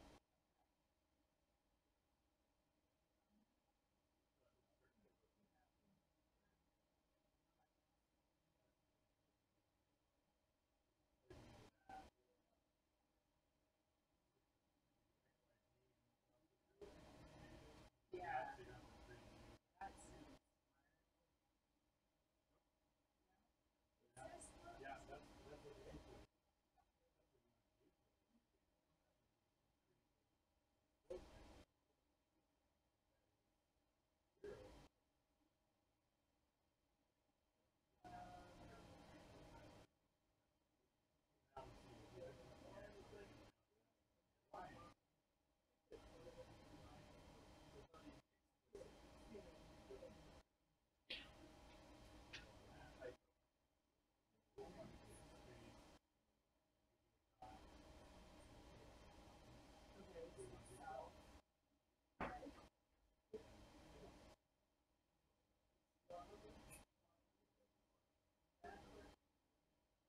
Now, at the end of the interval, you can rotate 90 degrees. Let's see how that lasts.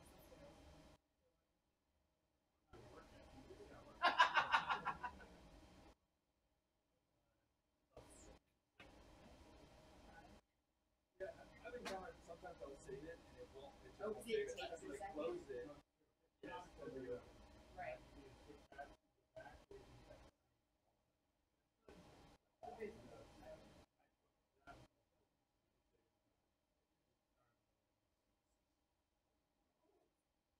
Okay, so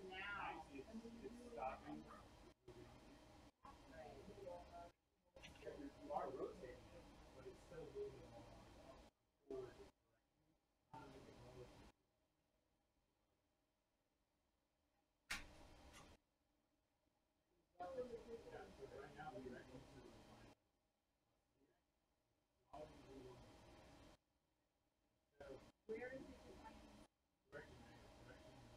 So this forward, you can use words like up, down, forward. Oh. Yeah. And so that's kind of neat. Basically, this is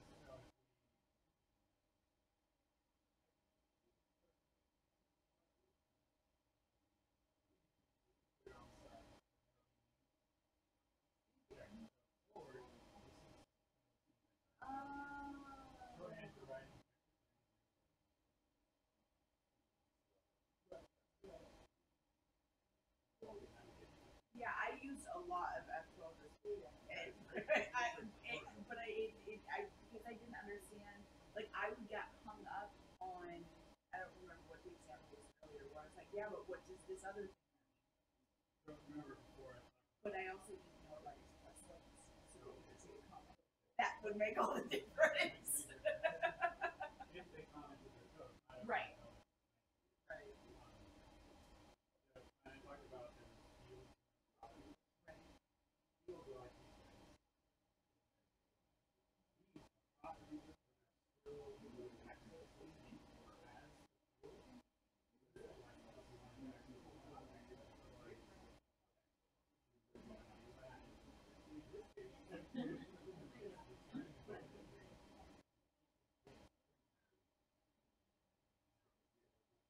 It's not get and set. Oh, sure. That makes sense.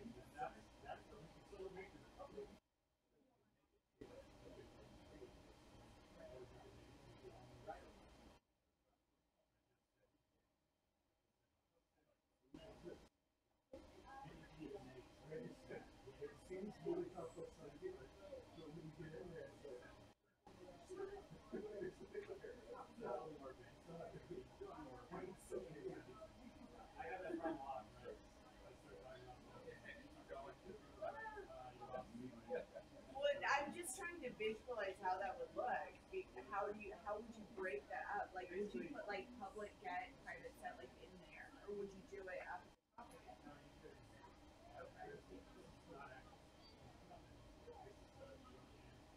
Okay. Oh, right.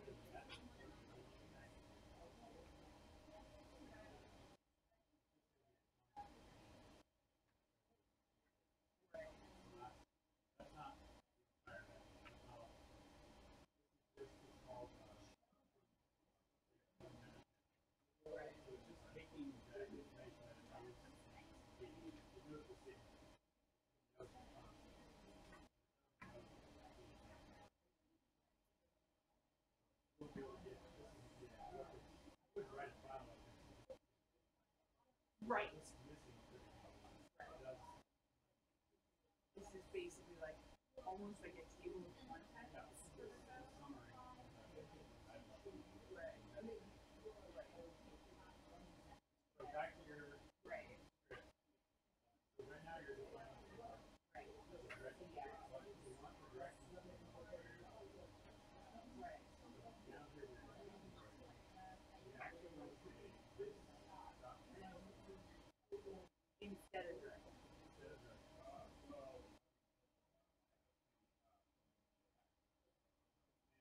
first, as long as it didn't rotate the object, this forward is going to keep the map. It's going to be only the action. So as soon as you rotate the object, Which happens here. this forward and the world forward are pointing the same. As soon as you rotate the object is forward and pointing in the direction you want. Because you rotated it. Is there supposed to be two semicolons there? I just wanted to be clearly because it combined. Okay, so So now you don't even need this direction. right, because we're not using it now. You got rid of it here. Right. You rotate instead, and you got rid of that.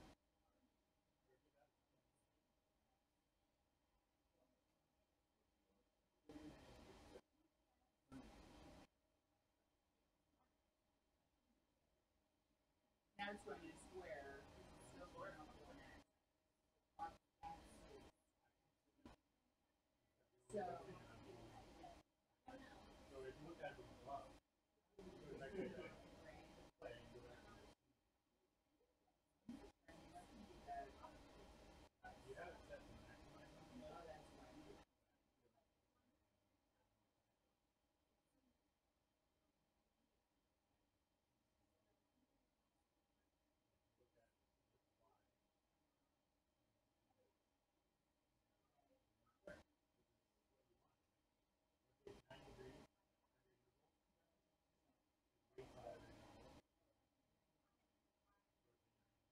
So if I put each of these,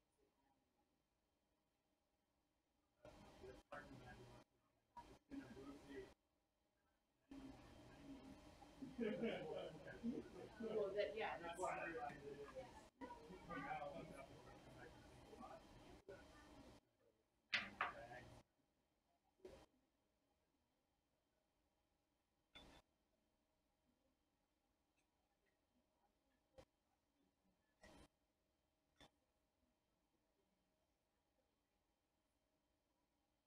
so it's going in a bunch of different squares. Yeah, it looks like it's some of all the.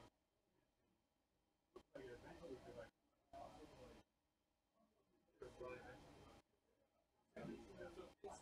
If you imagine the cube, all of it is following all the Right. eventually, it's still going to move within that cube. It's always turning. Like that.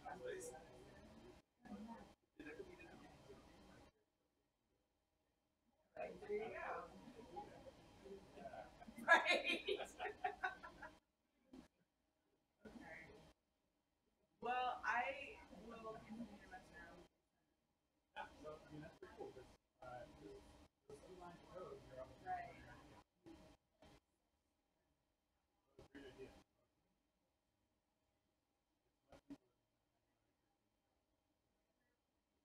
Yeah. This is less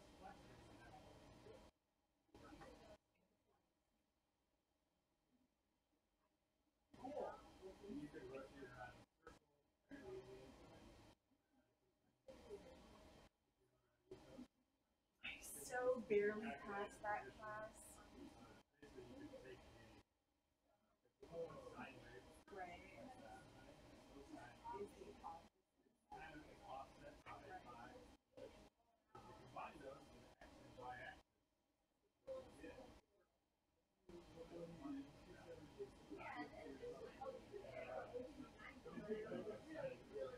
Can you show me how that might work?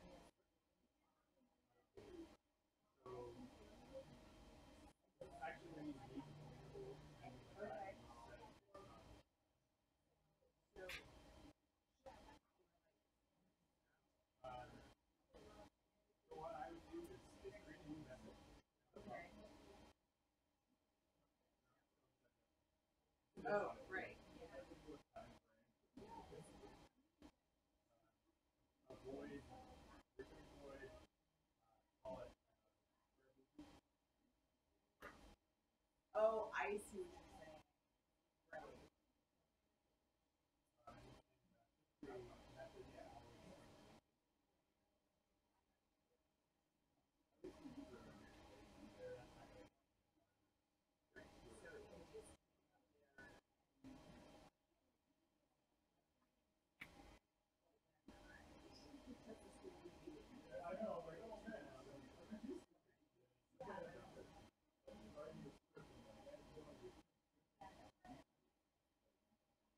Right.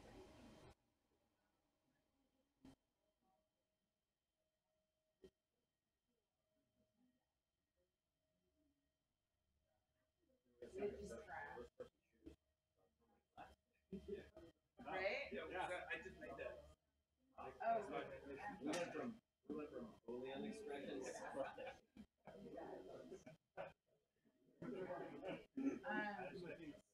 this is the next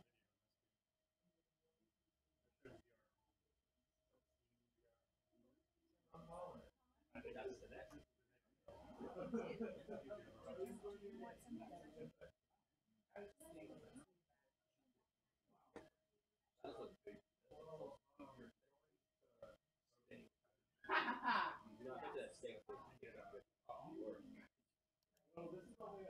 I mean, it's just plain state.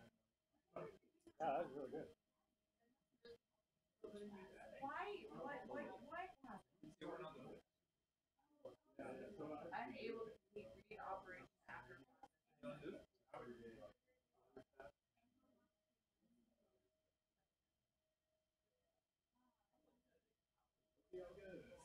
Fun. Oh, you're actually editing this?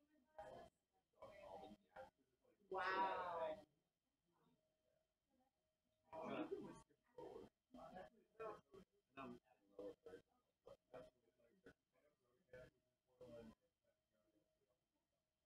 And you're also learning.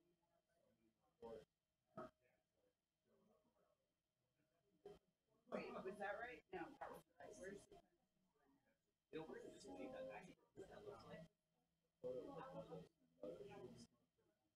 Oh, there.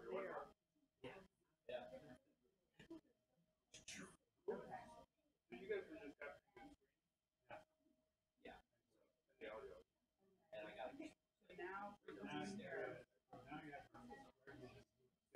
right. Okay. So do I call this? That was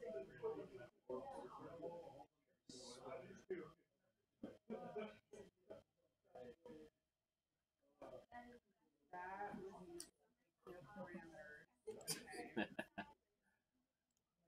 Hey, what are you doing on my account?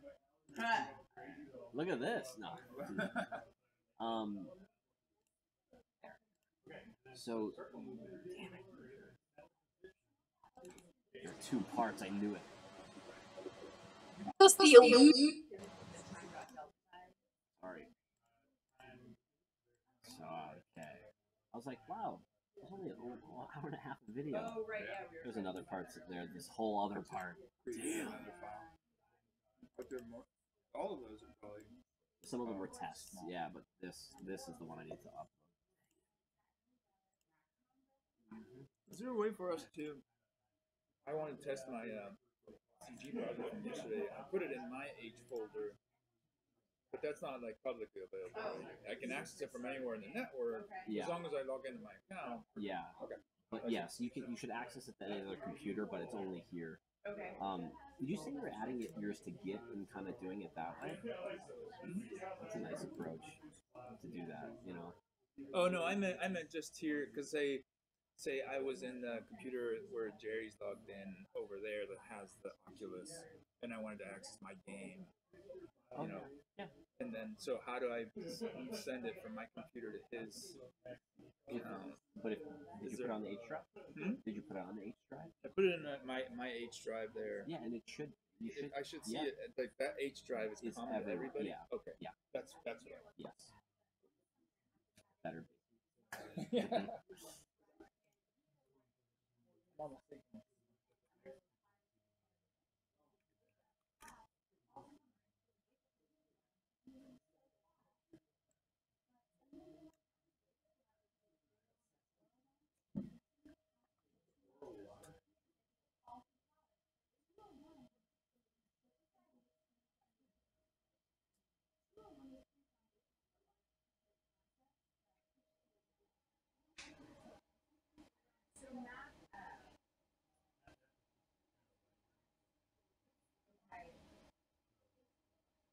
I think, is that also the income?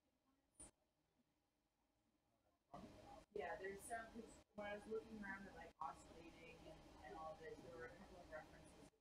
And I think it was math.info.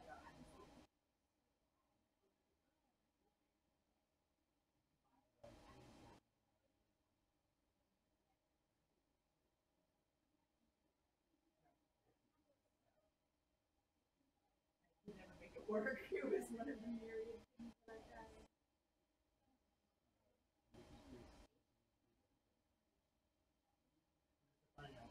Yeah. No, this is super simple. And then also to watch you process things.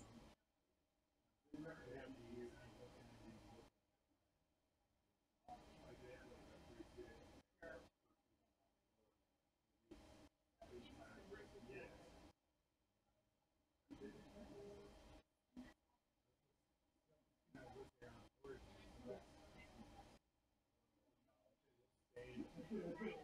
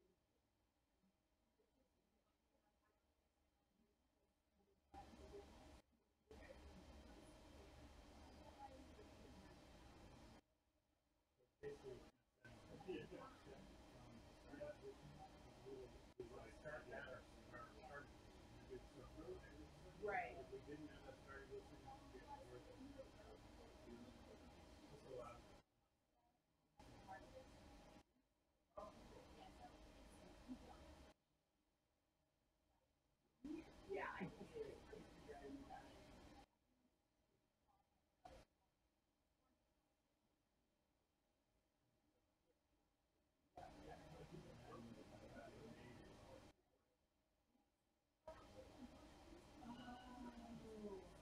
I just thought that you don't have to make these in a big.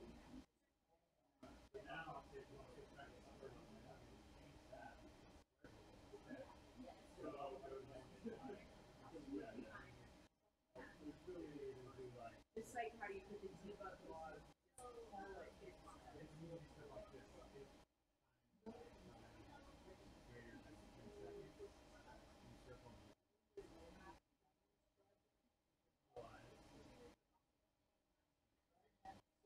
Why do you not use squiggles on that info? Oh, because you already are in it.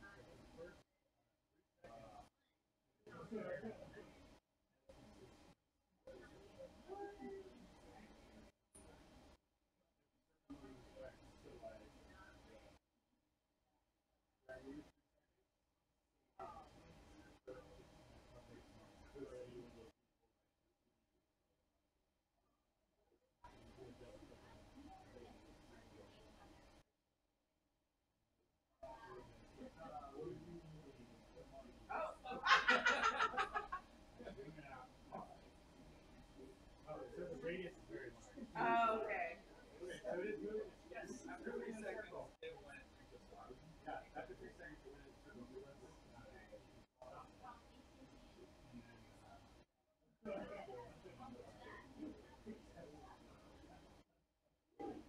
Where if we floated that publicly, right?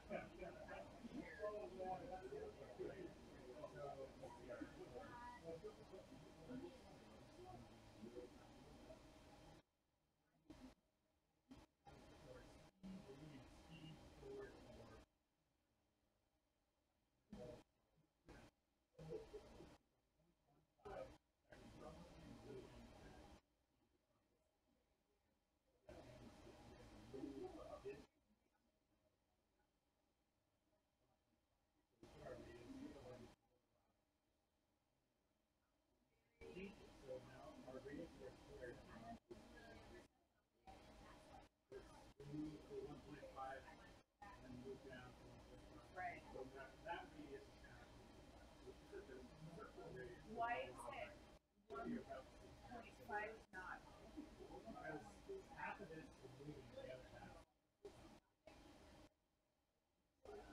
Right, but Week 3 is not.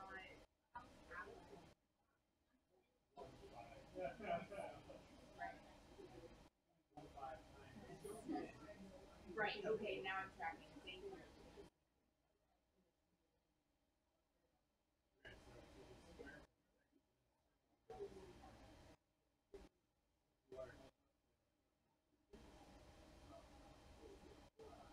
It's a lot smaller though.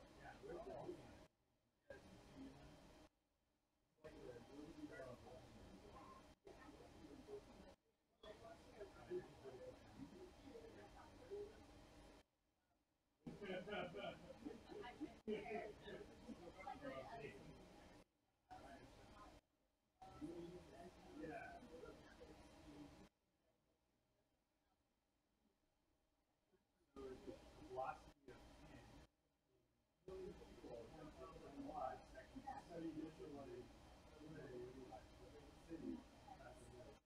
why don't can we make radius also be something in the vein of interview and time about telephone?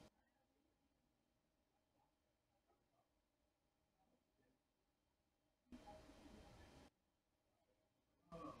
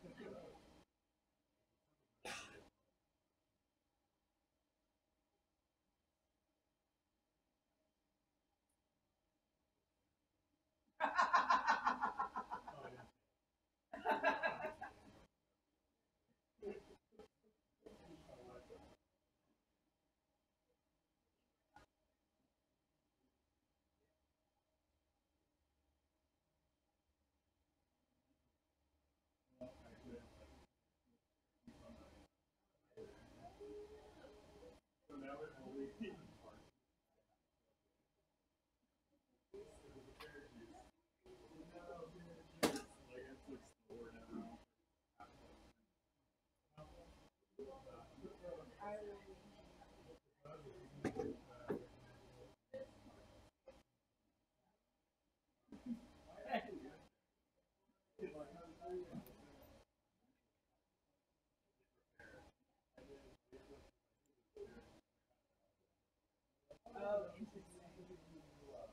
Hey, Michael.